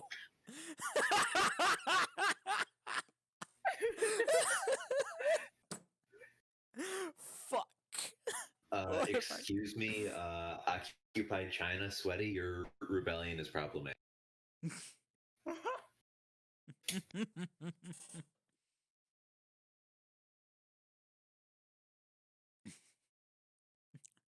Goodbye, kitty. It was nice knowing you. Goodbye forever. Sorry for everything, but also nothing. Yup. Sawi woo.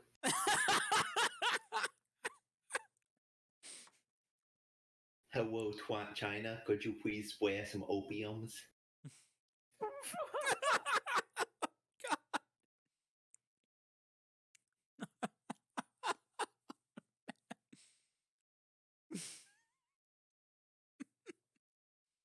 Yeah.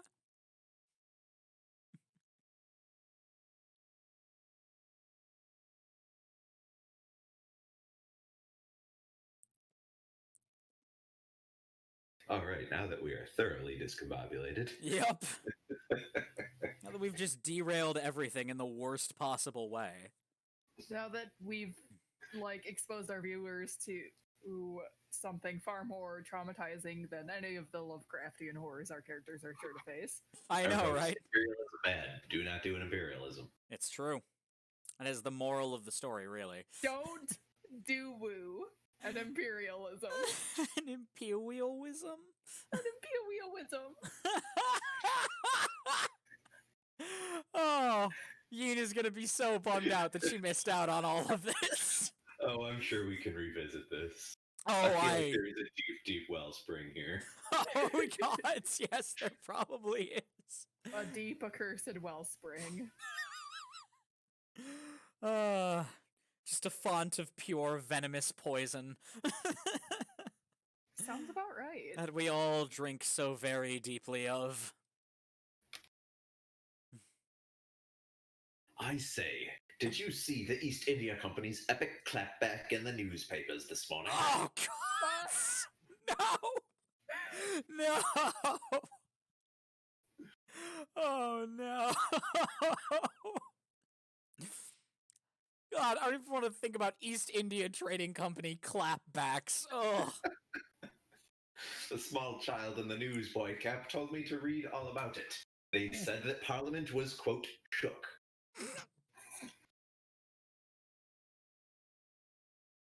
I am trying to drink water, not aspirate it. All right, game over, folks. Nick is drowning. We'll see you next week. All right. Okay. Right. Sure. Now that we've gotten that out of our systems for the moment. Yep. Not gonna dwell too long on what the hell that was. Yes. The cursed spirit of the internet came upon us. We are freed of it of the moment. We have assuaged it. We finally did enough cocaine to get the ghosts out of our blood. Yeah. All right. Yeah.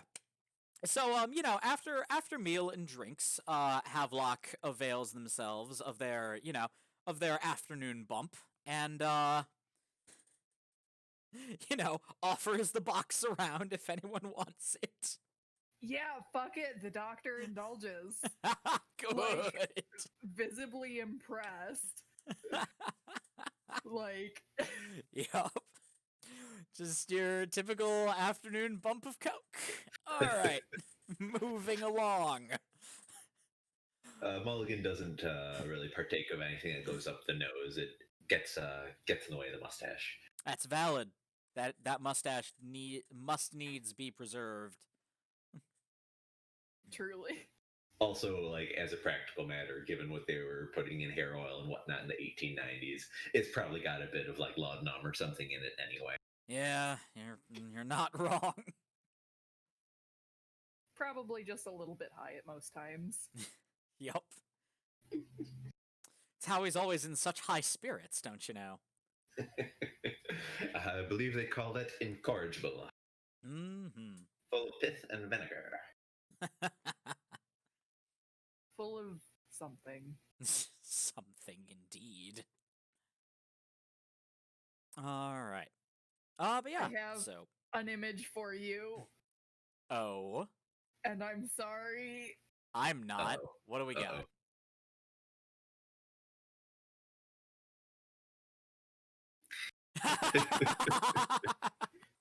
I'm not sorry. Beautiful. We've broken the ooh barrier. The barrier.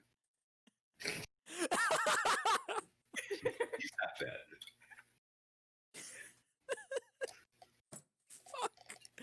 Oh, damn it, Wasby. Of all the times. Perfect.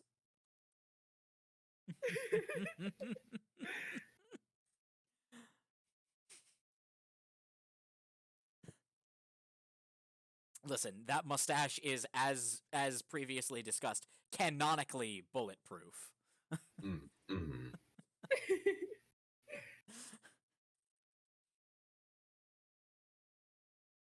Like, you know, people meme about a person having a stiff upper lip, but like, But this is ridiculous. yeah, That's like a Mulligan corsetted gets it upper lip. real, man.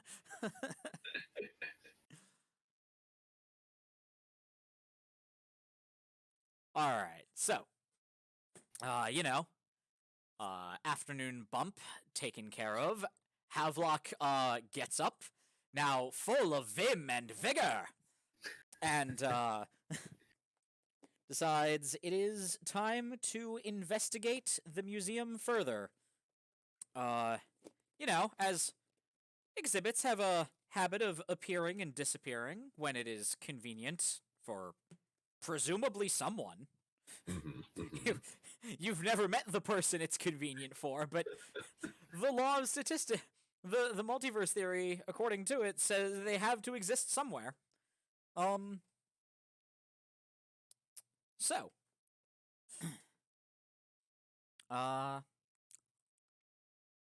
looks like so. Let's be off, shall we? Yes, let's expose ourselves to more of the terrors of the library. Get a good See walk what other in. corpses we can scrounge together. Or Or maybe it'll simply expose some of Albion's secrets to us ahead of time. Who knows? Or maybe both. Both would be good. Mm-hmm. And yeah, you start heading towards what the hall out the door of the cafe. Now the wall has a lovely and convenient sign just pointing to like exhibit wing. And Havelock just heads in that direction. And the doctor will follow. Fuck. Expose myself in the library all I want. I doubt the collection minds all much. Probably not. The collection has seen worse. Oh, yes. Oh, definitely. We pulled worse out of the collection earlier today. Yes, we did. And don't you dare ever apologize to me for like doing all of this. It's delightful. And like, no, you're not allowed to be sorry. This is fun. This is delightful. Mm-hmm. Yeah, like, this is wonderful, and I love what you're doing, and I demand you continue doing it, Wasby. I second that. All right. God, I really need to get that thing that puts chat on screen. Oh, it'd be so good. I'm gonna do that for next week, maybe. Hopefully. I'll try. That seems like a good idea. And hopefully I'll get that updated track we can use for the intro music. And maybe next week my internet won't shit itself to death for half an hour before finally deciding to work. Won't that be fun? I was gonna have to preface my streams with, maybe, if my internet works, we can do this. If not, give it a half hour. Alright. So. The first exhibit you happen across seems to be from, Trying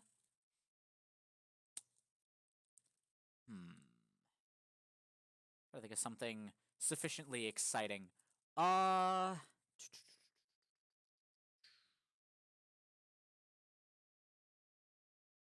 If anyone has ideas / wants to take over, feel free to interject whenever, by the way. At least at this stage in this, it's very okay to do that. Let's see, how about... Perfect. We'll stick with the weird Eldritch theme. This one is a place called Innsmouth. Oh. And Havelock looks just fascinated.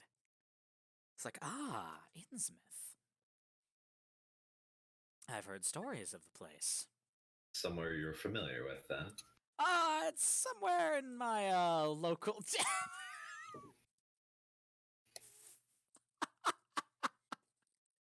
Yes, you are correct, Wasby. You are correct. Does sound a bit fishy. Fuck. Ooh, woo.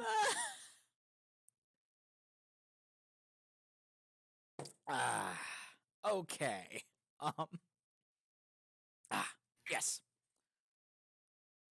But yeah. It's something in my, you could call it, local area? You're telling me you've been to Innsmouth. Yes. The locals are interesting. Well. Some of them get a bit, strange for the tastes of the contemporaries where I'm from, but, you know, prudishness gets you nowhere, honestly. I'm inclined to agree. You know, with a wave of the tentacle. Exactly. Yeah, they, and, like, in one of the, there's, like, a full-sized, like, tank, and inside is just a preserved body of a citizen of Innsmouth. And the doctor stares and says, "Oh, fuck." Yeah, it's quite something to look at. Like, it's a lot of scales and webbing and very fish-eyed and, like, you know... I basically picture something between Fish Freak from Ben 10 and, or Ripjaws or whatever the hell the thing was called. And, like, and an anglerfish, I think, maybe. It's very anglerfishy. With, like, something between a frog and an anglerfish, but, like, humanoid. That's what I always imagined the Innsmouth, the most evolved of the Innsmouth people to look what like. I was picturing at all either. Yeah, it's a very distinctive look. But yeah, Flock is like, one very close to their particular mentor, god, patron. We're going with patron. Yes, they, apparently, they fancy themselves descended from a patron creature of sorts called Dagon, if memory serves? I think it was Dagon. So many patron deities of different cultures, they all start to sound the same after a while. Mulligan looks it up and down, nods knowingly. Ah, this must be a mermaid. Gentlemen in the Navy did go on and on about them. Very lustily, I must admit. I must say, it kills me every time Mulligan sees anything vaguely aquatic and humanoid. It's like, ah, mermaid, I understand.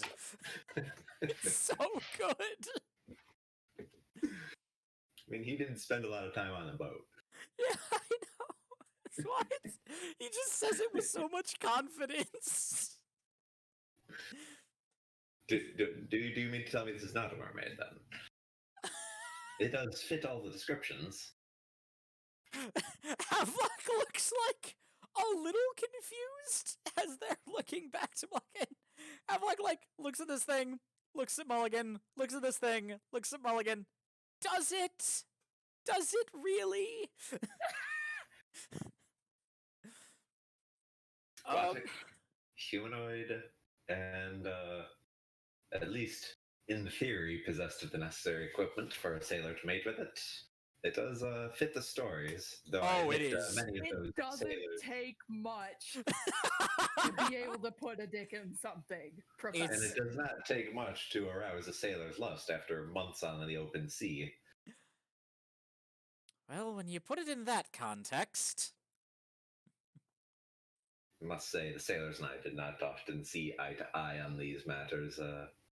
Certainly not one to judge anyone's taste, but I had the impression they'd go for anything they could find that was warm and concave. That is. I And would in suspect they're cold-blooded. Yeah,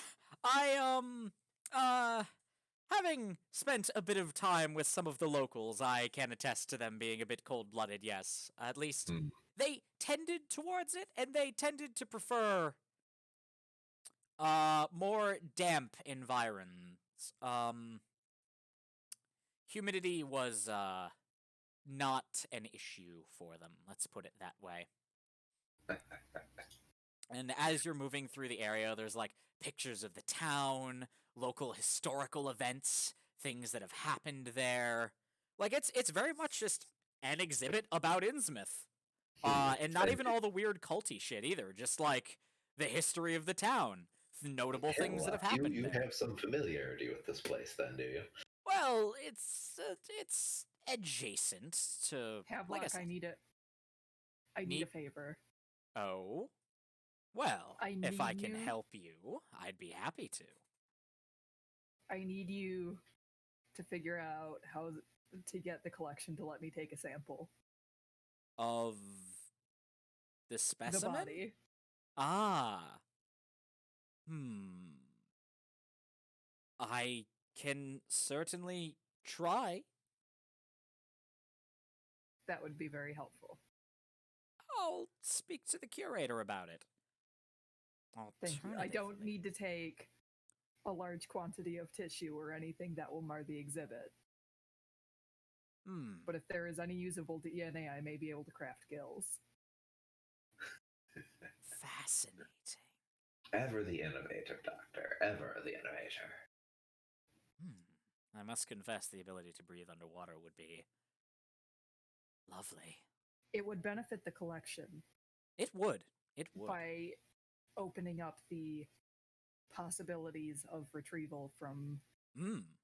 Oh, it would certainly open some possibilities up. Havelock has a very interesting look on their face. Would certainly be interesting. Well, I can try to talk to the curator on your behalf if you'd like. That would be marvelous. Failing you. that, I suppose we could always take a trip there sometime. If you would be comfortable speaking to the locals for me, I'd hate to offend them. Oh, I doubt that highly. It's they're not a very they're a bit insular, but they're not a very judgmental lot. And I'd be happy to take you sometime. The doctor pauses and nods and says, "That would be appreciated, thank you. It would be an educational trip." Oh, most certainly. They do have the most interesting local customs. And as Havelock is saying that, you're walking by, like, just pictures of, like, this church and, like, some very odd-looking robed figures outside the church. And, like, just the congregation, and it's all a little cultish, but that's, it's fine. It'd be like that. Churches be like that anyway. It comes with the territory. Yeah, it does. Like, find me a church that isn't cultish, then we'll talk. And yeah, just typical Lovecraftian stuff interspersed with, like, just daily life and history in the town. Like, oh, here's what happened in this place in the Civil War. Here's a thing. Here's what it's very well known for its fishing industry. And interspersed with all of this is just, like, weird cultish happenings and, like, fucking descendant of Dagon specimens and all kinds of stuff like that. I love it. Oh, yeah. And frankly, so does the doctor. Oh, yes. The doctor is visibly excited about this. The doctor is fucking stoked. Sweet. That would be fun. Mulligan is going to look at a map. Ah, yes. You mean to tell me there was a New England? Where I'm from, yes. Settled. Yeah, there's a place in America called New England. America. Is that what they took to calling the colonies? Yes, the colonies. I get the feeling we come from very different timelines, Doctor. Or Professor. It appears so. New England. The doctor mutters something about New England is also the name of something space colony. Perfect. Hey, Havelock, like, turns and looks at the doctor, like, somewhat alarmed. People live in space? Yes. Astonishing. In, Here, I thought these cellular phones were quite something. You're so at home in the collection, I frequently forget that your familiarity with Earth technology lingers in a different era. The things you tell me are things I generally have a tangential understanding of at best. People in the timeline I'm from have moved far from the roots of the planet Earth and have spread out among the stars within, That's we'll call them ships. incredible. They are large, intricate ships. Havelock, for a brief moment, like, there's just this childish, this utterly, like, childishly innocent, just pure, like, wonder and fascination. Yeah. Havelock just has this pure, delighted fascination about them for a moment. It's like, imagine being able to live out in the stars. That'd be incredible. I'd love to see it someday. I could take you on a tour, provided I keep my head down, and provided we can get back there in the first place. You know how doors are in this place. Very hit or miss. Yes, indeed. The There are dangers to living in space, the way there are dangers to sailing at sea, but Oh, I'm the sure. view of the stars is second to none. Oh, I can imagine. Mulligan seems almost queasy at the prospect of space travel, as everything it's described sounds like everything about being on a boat, but more so. Oh Uh, god. he was not in the Navy for a reason. In the Navy! Oh, poor Professor Whackbat gets seasick. It's Oh. part of why the stories from the sailors are sort of like, sailors are truly madmen. You'd have to be mad to enjoy the open sea like that. And Yep. now space is like water, but more. Yeah, Mhm. exactly. Oh, this is great. All right. And on to the next exhibit, which is fuck it. Character background highlights. Yeah, it is a specifically a military history exhibit of the Crown Armored Steam Corps. Ah, Mulligan is immediately in his element. Yup. Mechanized Steam Corps of the King's Foreign Legion. Spent 4 long years there. Yes. And I would hesitate to say that they were a happy time, but they built character. Um, and so, as has sort of been implied throughout all this, Whackbat comes from a much more militaristic and Anglophonically dominant timeline, we'll say, where essentially, like, if we wanted to get precise about it, like the major divergence would probably be that like the American colonies lost the Revolutionary War and England maintained their stranglehold there and kind of used the colony's resources to expand their own power base and become like a fairly uncontested military power for at least the northern hemisphere. Okay.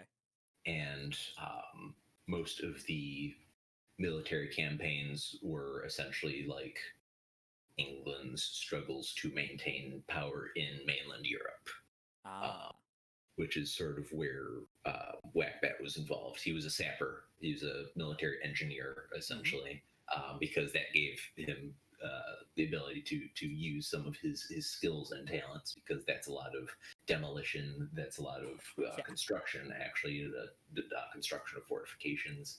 Oh, I imagine he was like something of a genius at siege breaking.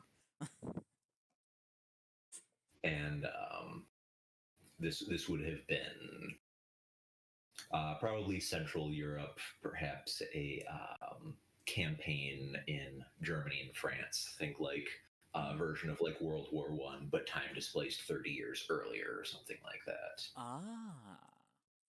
Ooh, and I assume that it was all a lot more steampunky.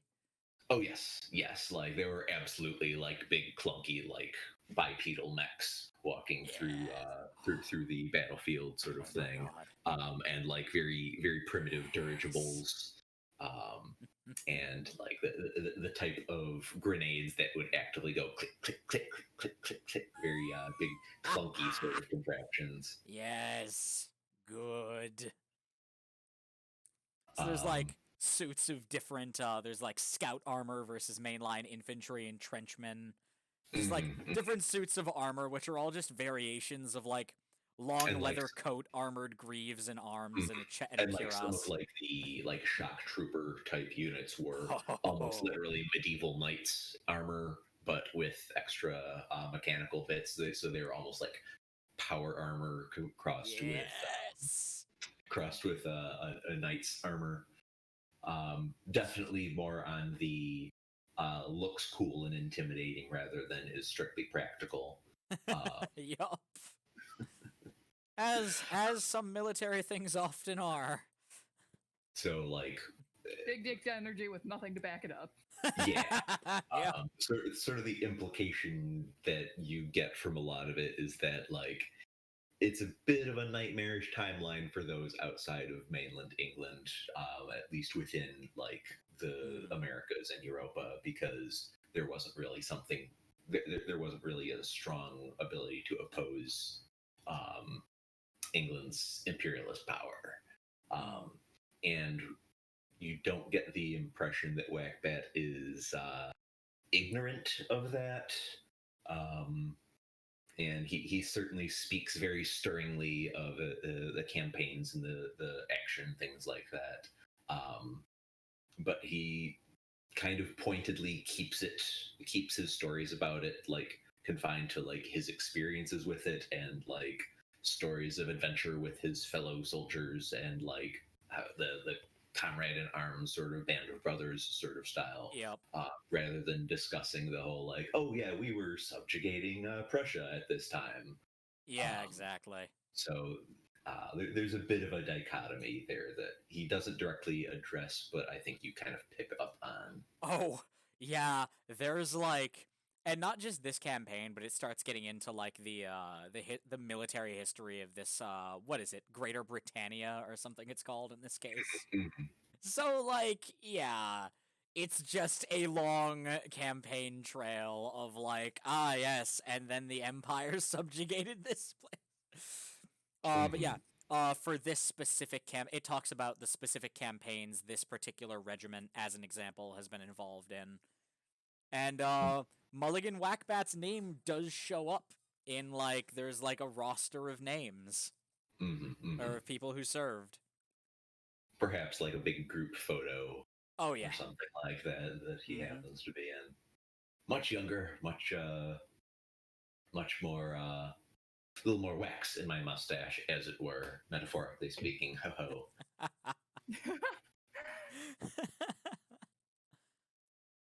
But it certainly was a character building experience. Though, truth be told, I was glad to leave the battlefield behind and retire to a life of academia. And though the military shaped me into the man I am physically, it was truly academia that awakened my love of the a life of the mind, as it were. Well, that's promising. All right. And that's yeah, that's a lot of like, there's like cool little like steampunky style weapons. So there's like repeaters that use like compressed air and all kinds of cool little like weapons and armor displays and shit like that. And a lot of like, Absolutely. yeah, there's like the unit flag, the flag of the nation, etc., etc. But yeah, after a while, as you move on to the next exhibit, there is something about the doctor's home? That would be the colony Aquila, a vast, like probably for the two others who are stuck in late 1800s, early Yep. 1900s. Unbelievably large starship set adrift in space, black and sleek and glittering with windows and lights. And the doctor pauses when they recognize the shape of it.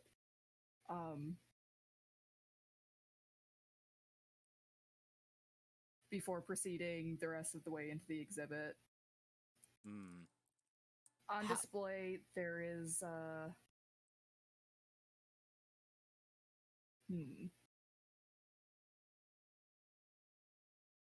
Havelock is just like open-mouthed, awestruck at like it's incredible. How many, and like just seeing like there might be, fuck it, it does that, the EVE Online bullshit of like, here's the Eiffel Tower for comparison to size. And this thing just utterly dwarfs everything. It's like, it's not even the size of a city, it's the size of a continent. How? How was this constructed? This is incredible. This and many other colonies like it were constructed over the course of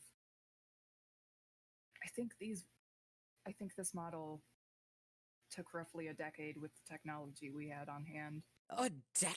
This model? Others? And that is absolutely Havelock is just tripping over their own words. What? There are other. This is. What? That's astounding. How do you even. To move from one end to the other is the work of days.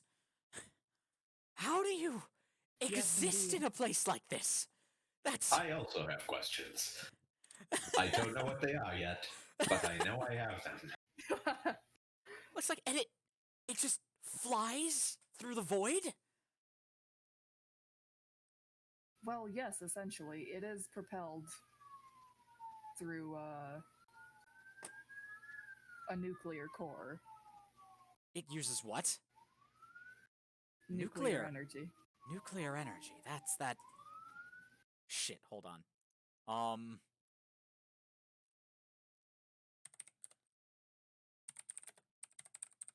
I'm not looking up when nuclear energy was discovered. Does anyone know all that off the top of their head? I mean, radiation was discovered in late 1800s, right about the turn of the century, and nuclear energy would have been probably 20 or 30 years after that. Yeah, so at least on a theoretical level. That's what I figured. Okay, so we'll say Havelock, wait, as in radiation? Yes. That can be used for energy. It can quite efficiently and safety given the correct precautions. Oh, that's incredible. I have. Havelock's sitting there for a moment, right. So, schema. Havelock.exe has stopped working. Schemas adjusting. Excuse me, while my entire understanding of the world itself just pivots a bit. 2,000 I'm sorry. 2 million, by the way. 2 million. That's the population this vessel alone is meant to carry. What? It's not. It's the size it is, as it's not just a housing vessel, but it's also.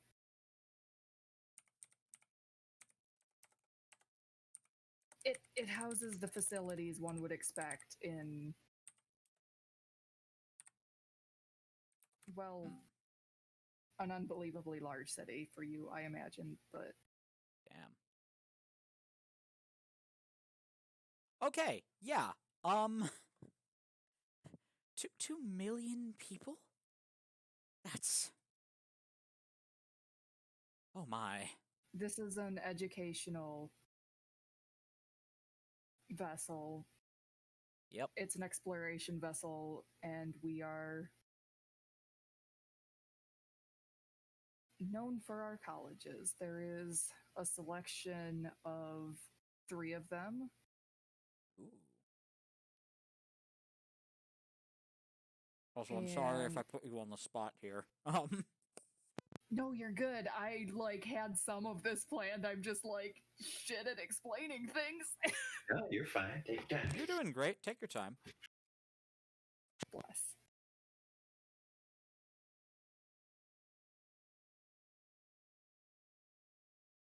We're famed for our discoveries. We are a rather successful colony.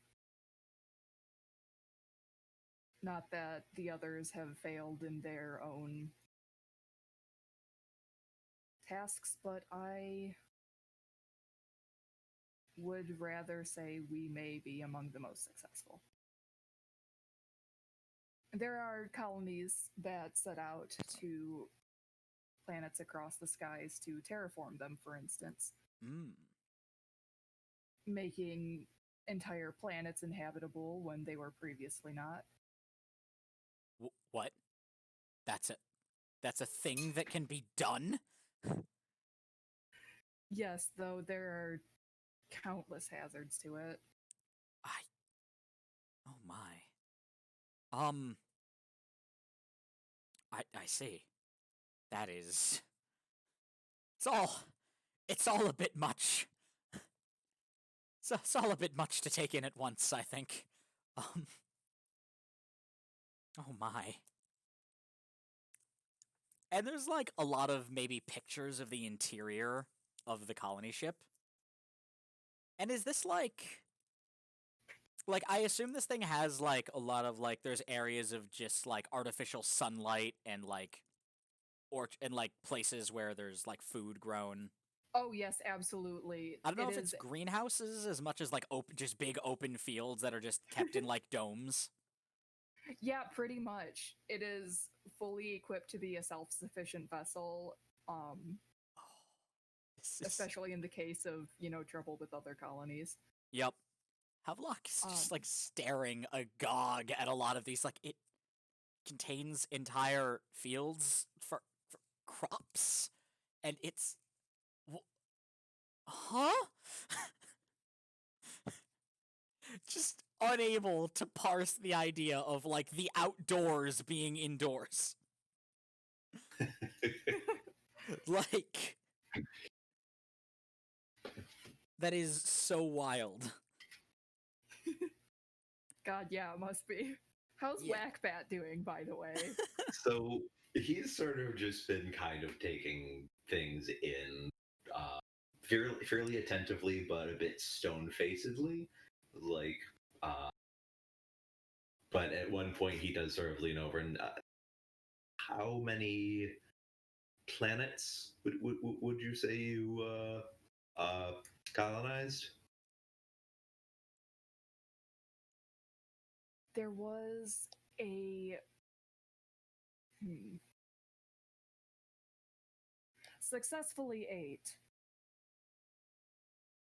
He sort of there's a bit of an intake of breath there. Uh,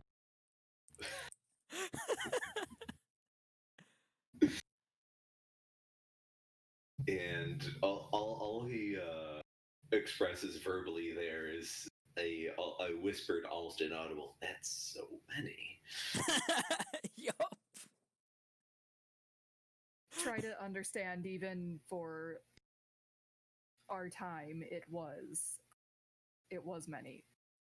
It seems like scant few in comparison to the 200 vessels that set out, and the 30 that were specifically dedicated terraforming vessels. Hmm. But 8 is more than enough to sustain a healthy population of humanity. And 200 of these were yes, constructed? yes, not entirely man-made. They were, of course, directed by humans, but there was artificial intelligence helping along the process and a great deal of automated help. Artificial intelligence? Yes. What? What? Uh, As in manufactured? How do you manufacture intelligence? There's a great deal of ones and zeros involved, and Ones and zeros? I Another question, if I might. sure. Said your dominion stretched across 8 planets. Would you say there was peace? Would you say it was a peaceful colonization? Yeah, the planets we went to, they weren't currently inhabited by sapient races. Some of them had local fauna, but think like tigers,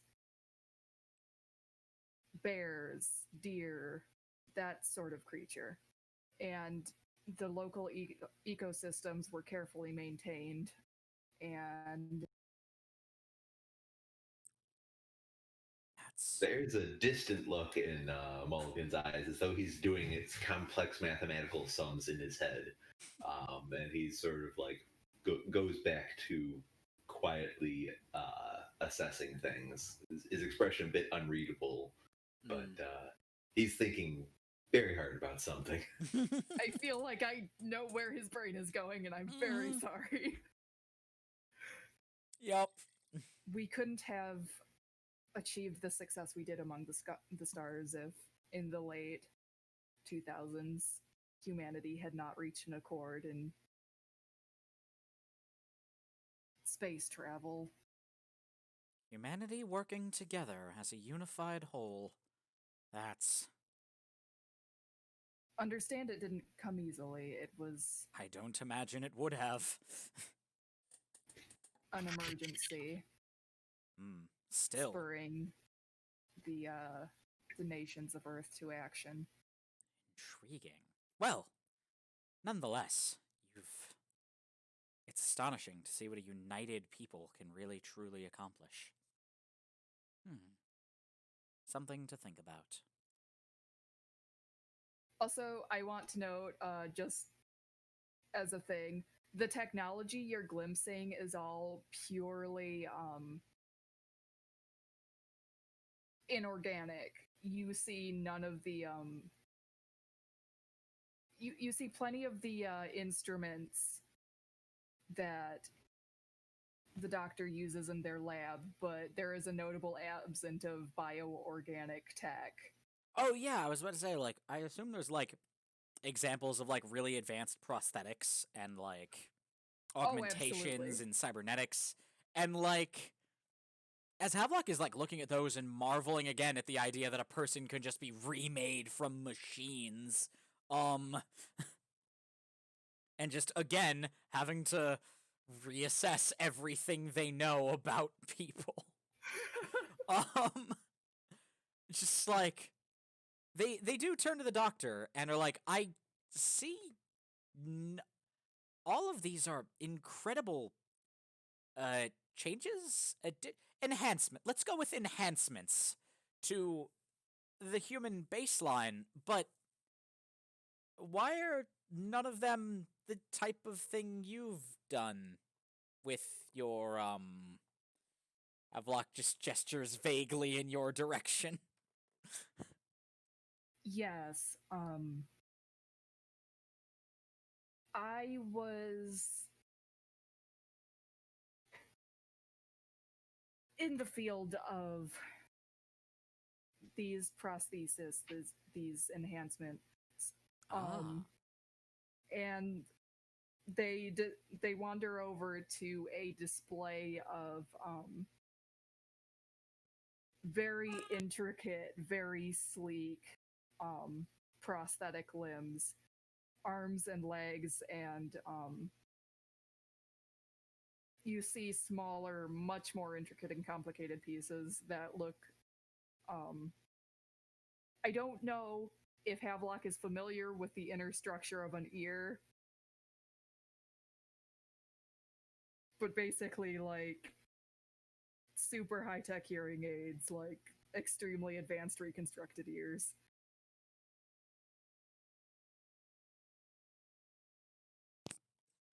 Okay. But Well, that's all. I had thoughts on the further enhancement of my field, taking things a step further bioorganically, and regrettably, there is a large number of people that think growing new limbs and experimental ones at that took us too far from our human roots.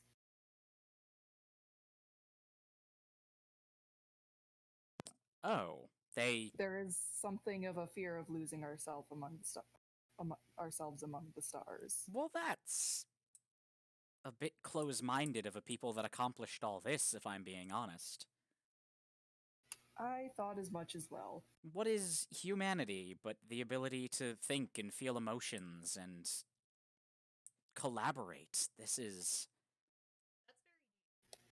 I love emotions. Emotions are my favorite thing to talk about, thanks to therapy. My sister has arrived.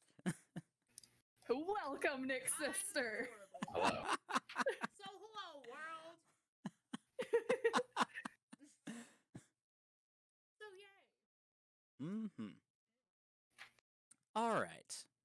So this is all a bit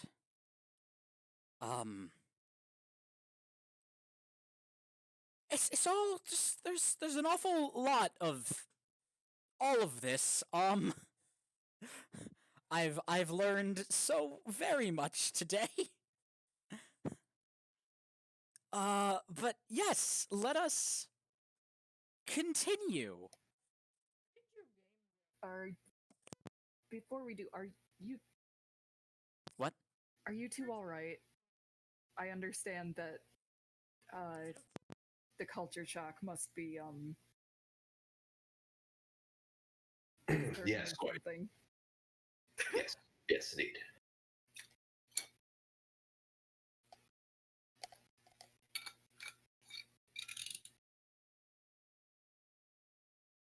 That is all right. Yeah. Yes, I would be willing to elaborate further on the sins and virtues of my home, but quite frankly, you two seem a bit overwhelmed, so let's see if we can find what we came here for. All Yes. right. This is I want to learn more, but knowledge hurts right now. It's all just a bit much. Right. Yes, let's continue. We're looking for Albion. Yes, that one. Yeah, Wasby understands. That is an entire mood. Also, everyone got to meet my delightful little sister, who I love very much. Whoa. Yep. Well, she's off now. She's got a couple things to do, and then she'll be back. That is valid. Yep. But yeah. Let's see.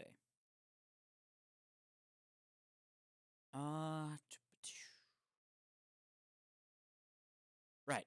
So let's see if we can't find something interesting. And The doctor seems like very enthused about like poring over some information that is not Aquila related. oh, okay. And in the next area is the next area, well, it's not Albion stuff specifically, but there's a what looks like a very picture a cross between Japanese and like very like Eastern European, very not Germanic, Slavic, fuck it, Polish specifically. Yeah. Picture like a cross between Japanese and Polish architecture. Fascinating. Yeah, and Interesting combination. Yeah, and this place is just built around it's this large city. And it just seems to be built around what look like these enormous ruins. And the exhibit is simply entitled Axel City. The architecture is lovely. And there's like all kinds of different like gewgaws and relics. It talks a bit about the religion of the place, where the people there worshipped, or at least swore by, a deity named Tira, who seems to be some sort of nature entity. And there's like these images or stills of like this it's this breathtaking fountain made of like made of what looks like a single piece of crystal. And the things it's doing with light are they seem impossible. It's just this gorgeous, like, just constantly scintillating, even as a still image. It looks like it's almost in motion.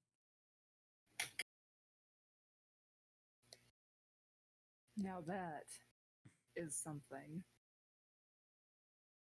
Yeah, and the caption for the picture is just like a fountain dedicated to the deity Tira.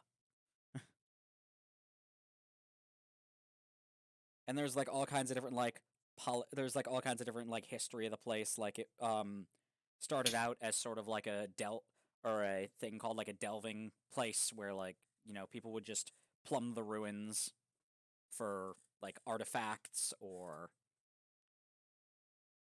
different things they were trying, or like valuables. And eventually it grew into like a bigger a coastal town, specifically because of that. And they started like, you know, there's a pretty heavy fishing industry going there. There's a wealth of natural resources because of the ruins, which to this day people like adventure into, according to the exhibit. And like there was like apparently there was a revolution at some point in its history, because it was a very oligarchical society, and then some things changed in a more, you know, decidedly more democratic system was put in place. And there's just a lot the wheels of progress. Indeed. And there's a lot of different groups credited as being part of the revolution. Some of the keys are one of the key names that pops up is apparently a rather prosperous mercenary group that had cropped up there maybe a couple years before, called the Troubleshooters. Nice. Yup. Because they find trouble and they shoot it. Boy, do they! Boy, fucking howdy do they! Oh my god. Alright, and yeah, you see, it shows, like, different images of, like, people purported to be in the Troubleshooters. And, like, some of the images you see are, like, you see this man and woman, pair. And, the man is, like, clean-shaven, and he looks like he has all these, like, sort of tattoo scar things all over his face and torso. And he's just wearing, like, you know, like almost fatigue-style pants, tucked into, like, tall, heavy-looking boots. And he's, like, practicing what looks like some sort of sword form with the woman. And all over this dude's torso, arms, and face are these, like, very thick geometric lines, but they look very metallic. But they seem to be flush with the person's skin. Meanwhile, the woman is wearing just some sort of, looks almost like very form-fitting body armor, essentially. And is wielding a weapon that is made of, you're not sure what, Actually, the doctor might know. It looks sort of like a hard light weapon. Looks like a hard light hologram. Nice. Yep. Nice. And the woman is fucking tall. She's like 6'3", 6'4". While the male is like 5'7", 5'8", somewhere in there. There's another picture where they're like in the center of a group of people. Everyone's just smiling, or they're or just like, you know, trying their best to look badass. Another picture of them specifically has the guy smoking, and they're both just holding up this severed head between them like a trophy. Yeah, also, this dude's hands end in, like... They were hands once, but they're just these, like... From their forearm down is all this, like, spiny-looking metal. And, like, their hands are just claws. Nice. It's very pointy, very sharp-looking claws.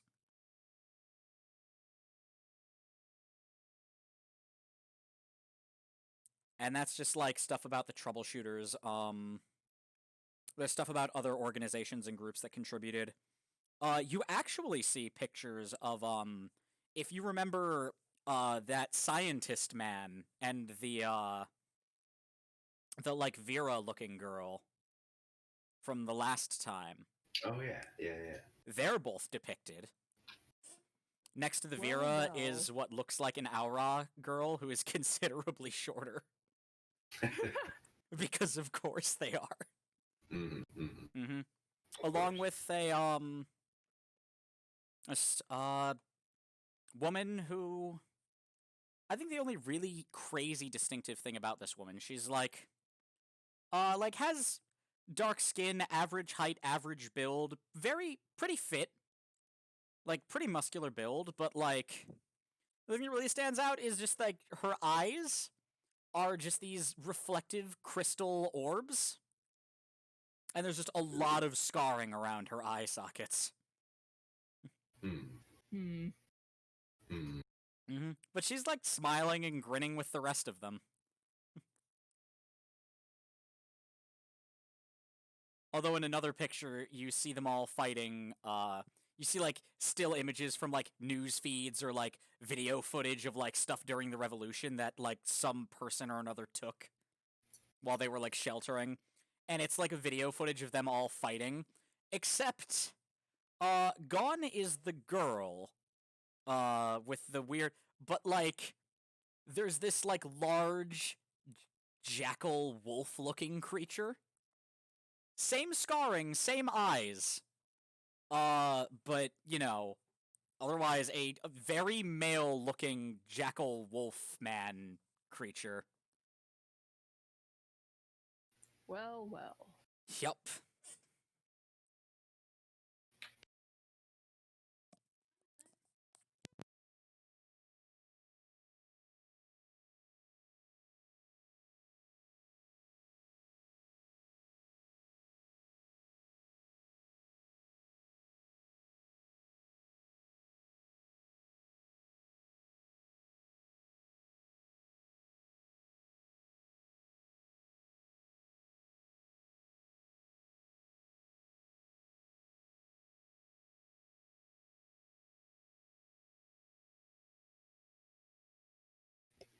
Alright. So. There's also just various other groups and, like, people. It shows, there's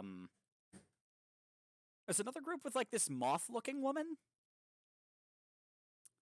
And a bunch of, Oh, you're done lurking now, are you? I see. Is this goodbye forever, kitty? Hello again, kitty.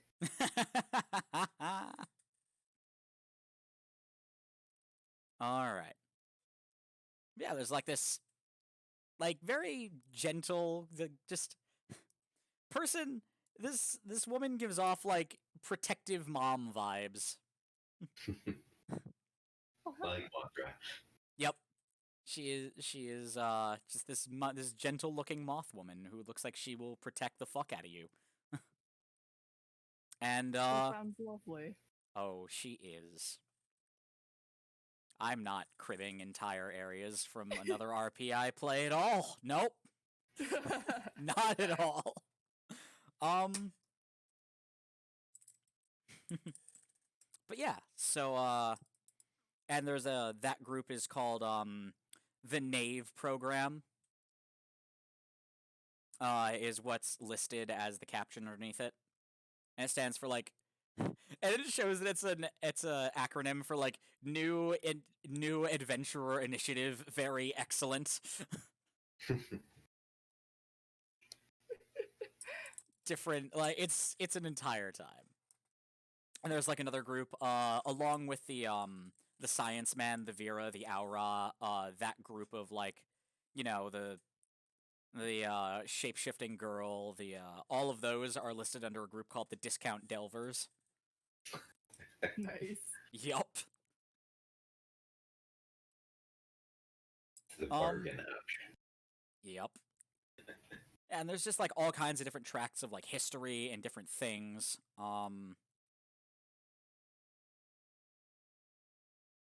And let's see. Beyond that, on to the next exhibit. You'll find. Let's see. What if I threw a die?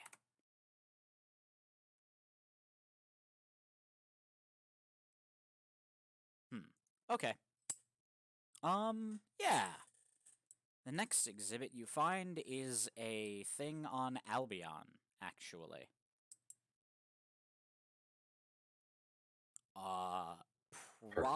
Yup. Problem the first. Oh boy. Less perfect. Yeah, somewhat less perfect.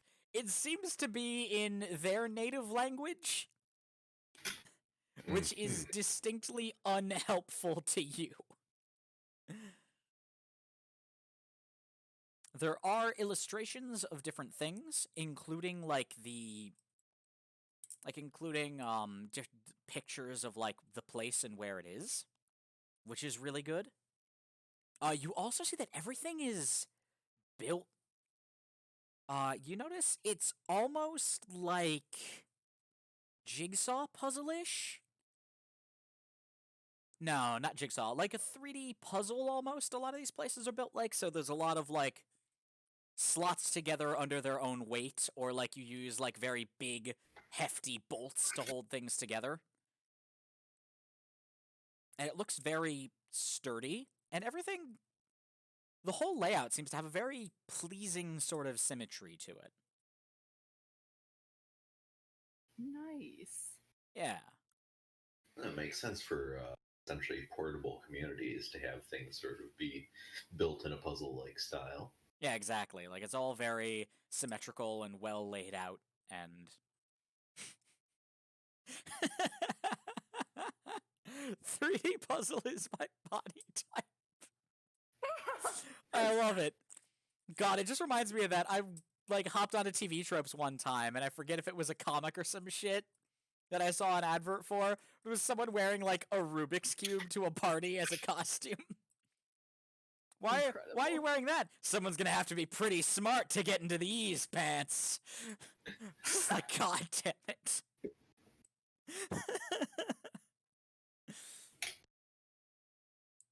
Alright. Okay, but, I figured you'd enjoy that, Waspy.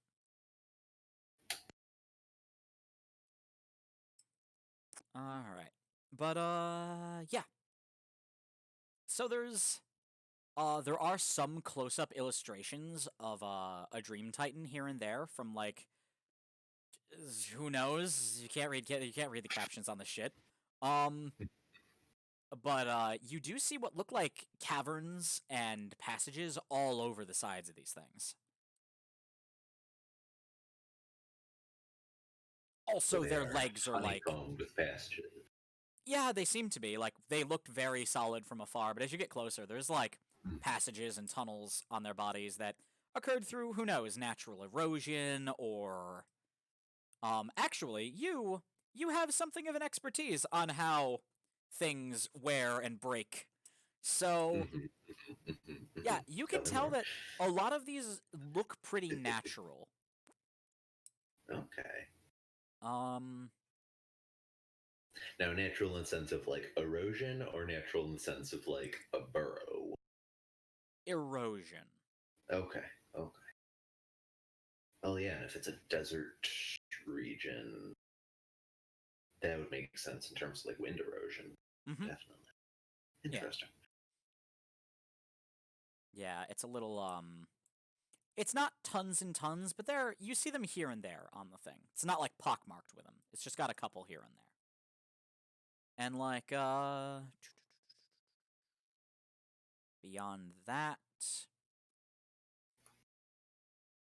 you see like pictures of a building. You see pictures of this one building that's like spewing out multicolored smoke. Like different, it has several chimneys, and each one is spewing out a different colored smoke. You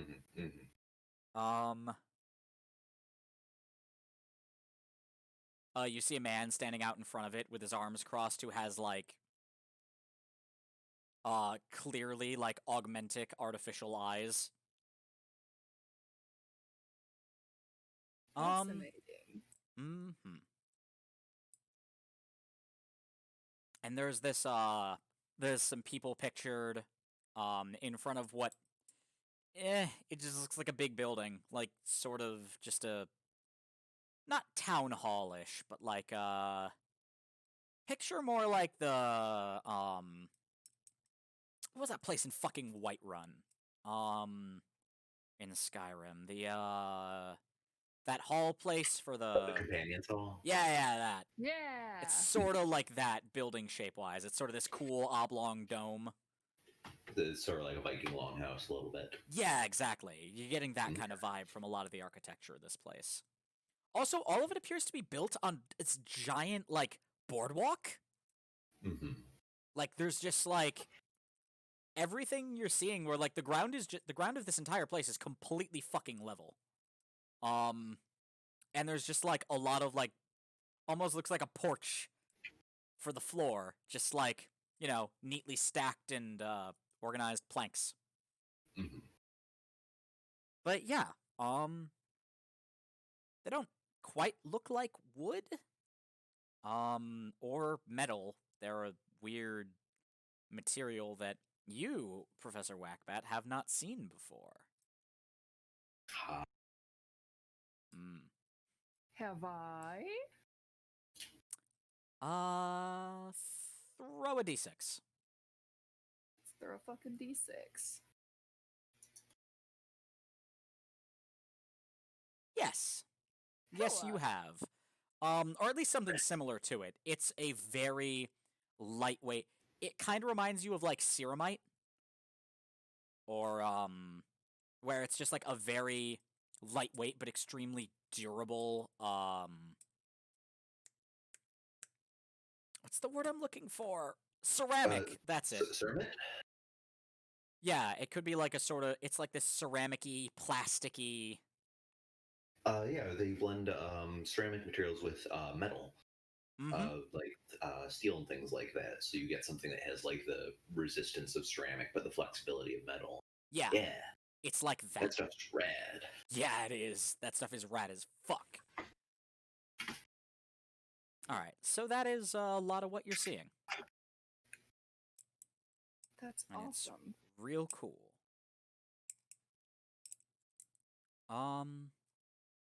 Yeah, that seems to be what a lot of the material is made out of. There are, like, the occasional wooden thing here or there, but, like... It's like you're tending to see more metal than wood, which, given that the place is in a desert, makes sense. I would say so in front of this particular building, you're seeing like a lot of people who are like clearly well armed. Um, a lot of them have either like could have like firearms, crossbows, a couple of very fancy looking bows. Um, bladed weapons seem pretty popular, although they're all very all over the place. Like style wise. Like one person has what looks like a very futuristic version of a Kopesh, whereas someone else has like a fucking just a standard like sort of a Viking sword or a while someone else has like a an Italian styled like long blade or something. Like just all over the place. There's no rhyme or reason to any of it. And they're all made in very distinct different styles, not just shape, but like even the furniture on the weapons, the pommels, everything is so like all over the place. It looks a bit and their armor looks equally cobbled together. Some of them are wearing like leather with a bit of with some metal elements here or there, but like, one of their shoulder guards is leather and the other one's like lacquered fucking wood or something. Like everything's a bit scavenged looking. Yeah. And the woman standing at the head of the group, you've never seen anything like her. She like looks overall like a pretty average person if, people were like built almost orcish levels of musculature and stature. But she's like where people have hair normally, she has like these, they look like very long glass fibers. And they're like iridescent in the light. They're gorgeous.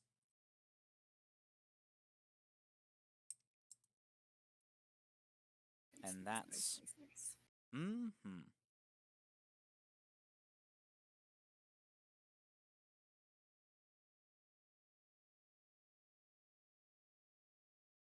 And that's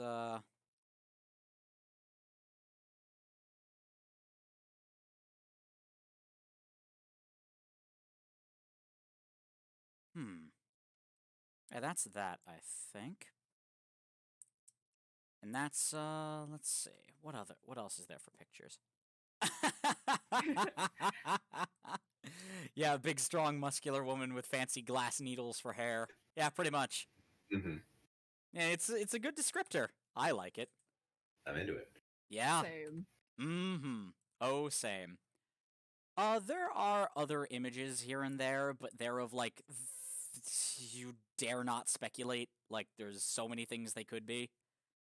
There's like the occasional tool. There's what looks sort of like a distillery, maybe if you squint hard enough. And the person who built it was like just like a schizophrenic on drugs. It's rough. It looks very strange. Yeah, that checks out. Yep. Yeah.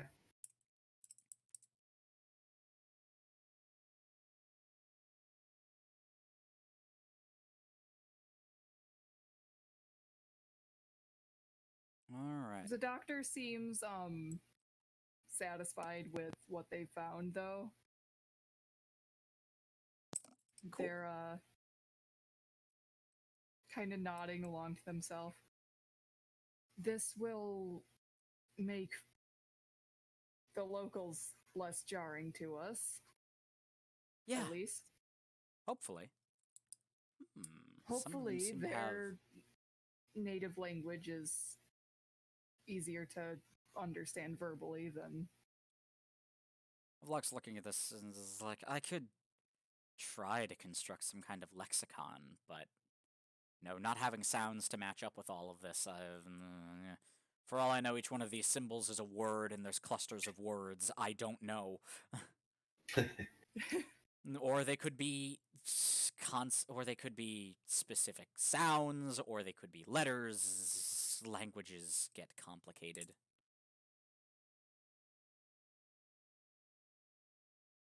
Yes, they certainly do. Either way. Hmm. Either way, I'd say this was hardly a waste of time. Well, Hardly. I know what character is going to be featuring prominently in the next fucking episode. Jesus. It's just thirsting to fuck over Warrior Lady. Damn. Everyone is valid. Oh no, everyone's extremely valid. I love that. Like, I'm not saying I disagree with anything anyone has said so far. I'm just saying I know what character needs to feature. Bisexual disaster. I am a bisexual. I am the bisexual disaster.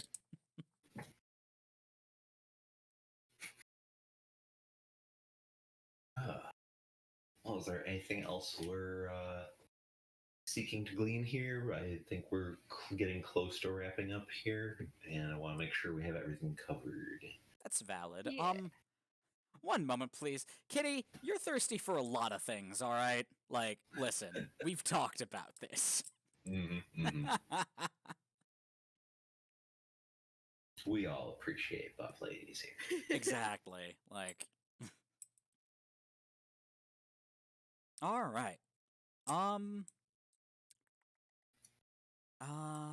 Let's see.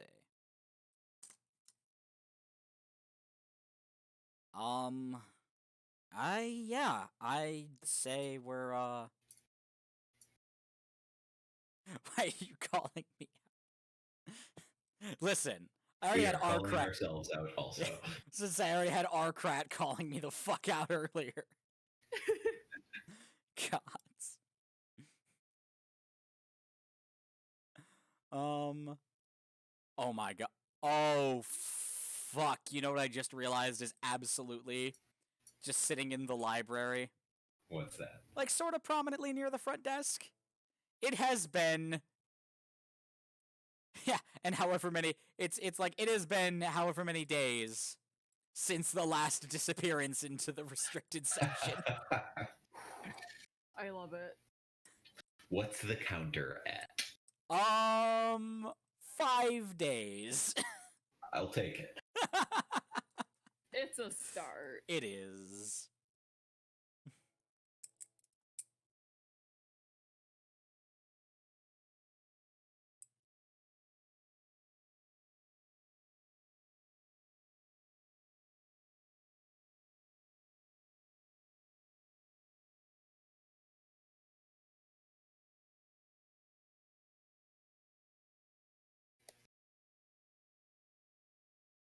Alright. But yeah, beyond that,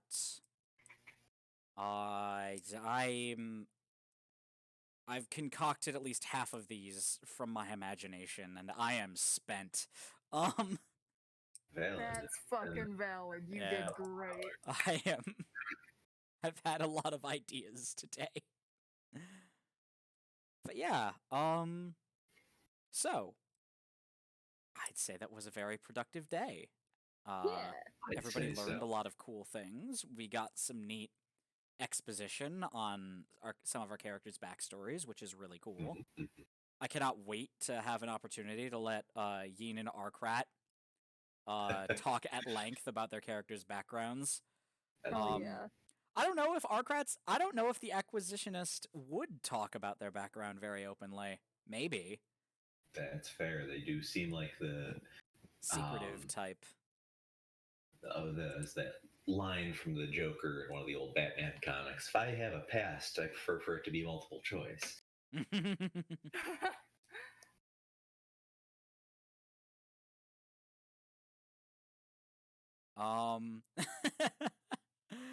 Valid.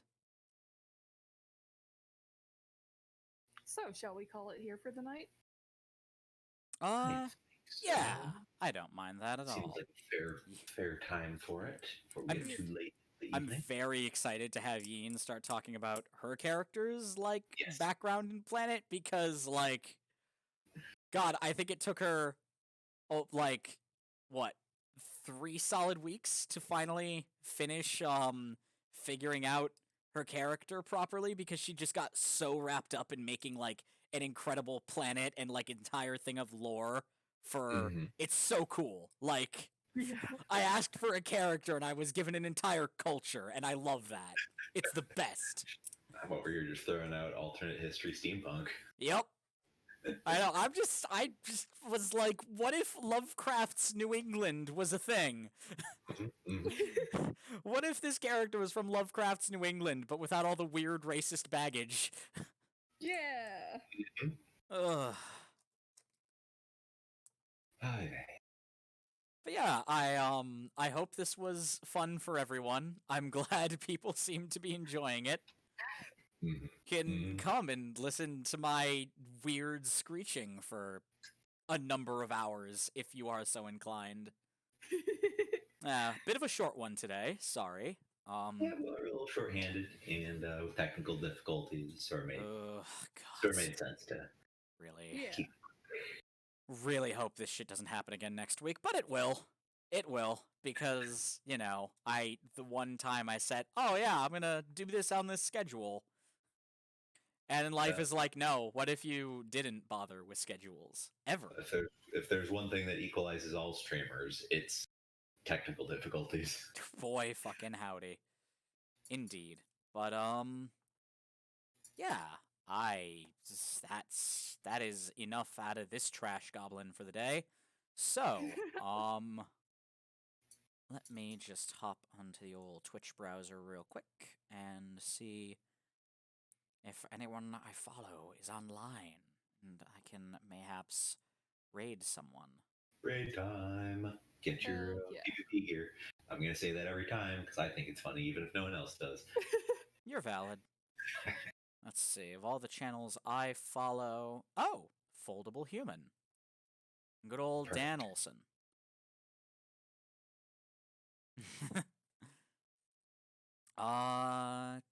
Is Shy alive?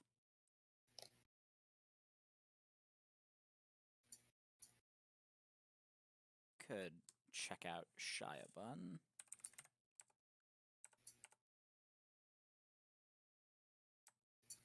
Oh, okay. Okay, let's see if I remember how raiding works. / raid.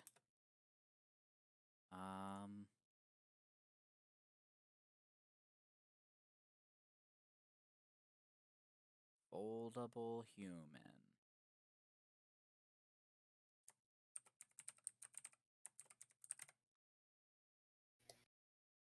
Alright, and let's see if this works. It does work. Yay.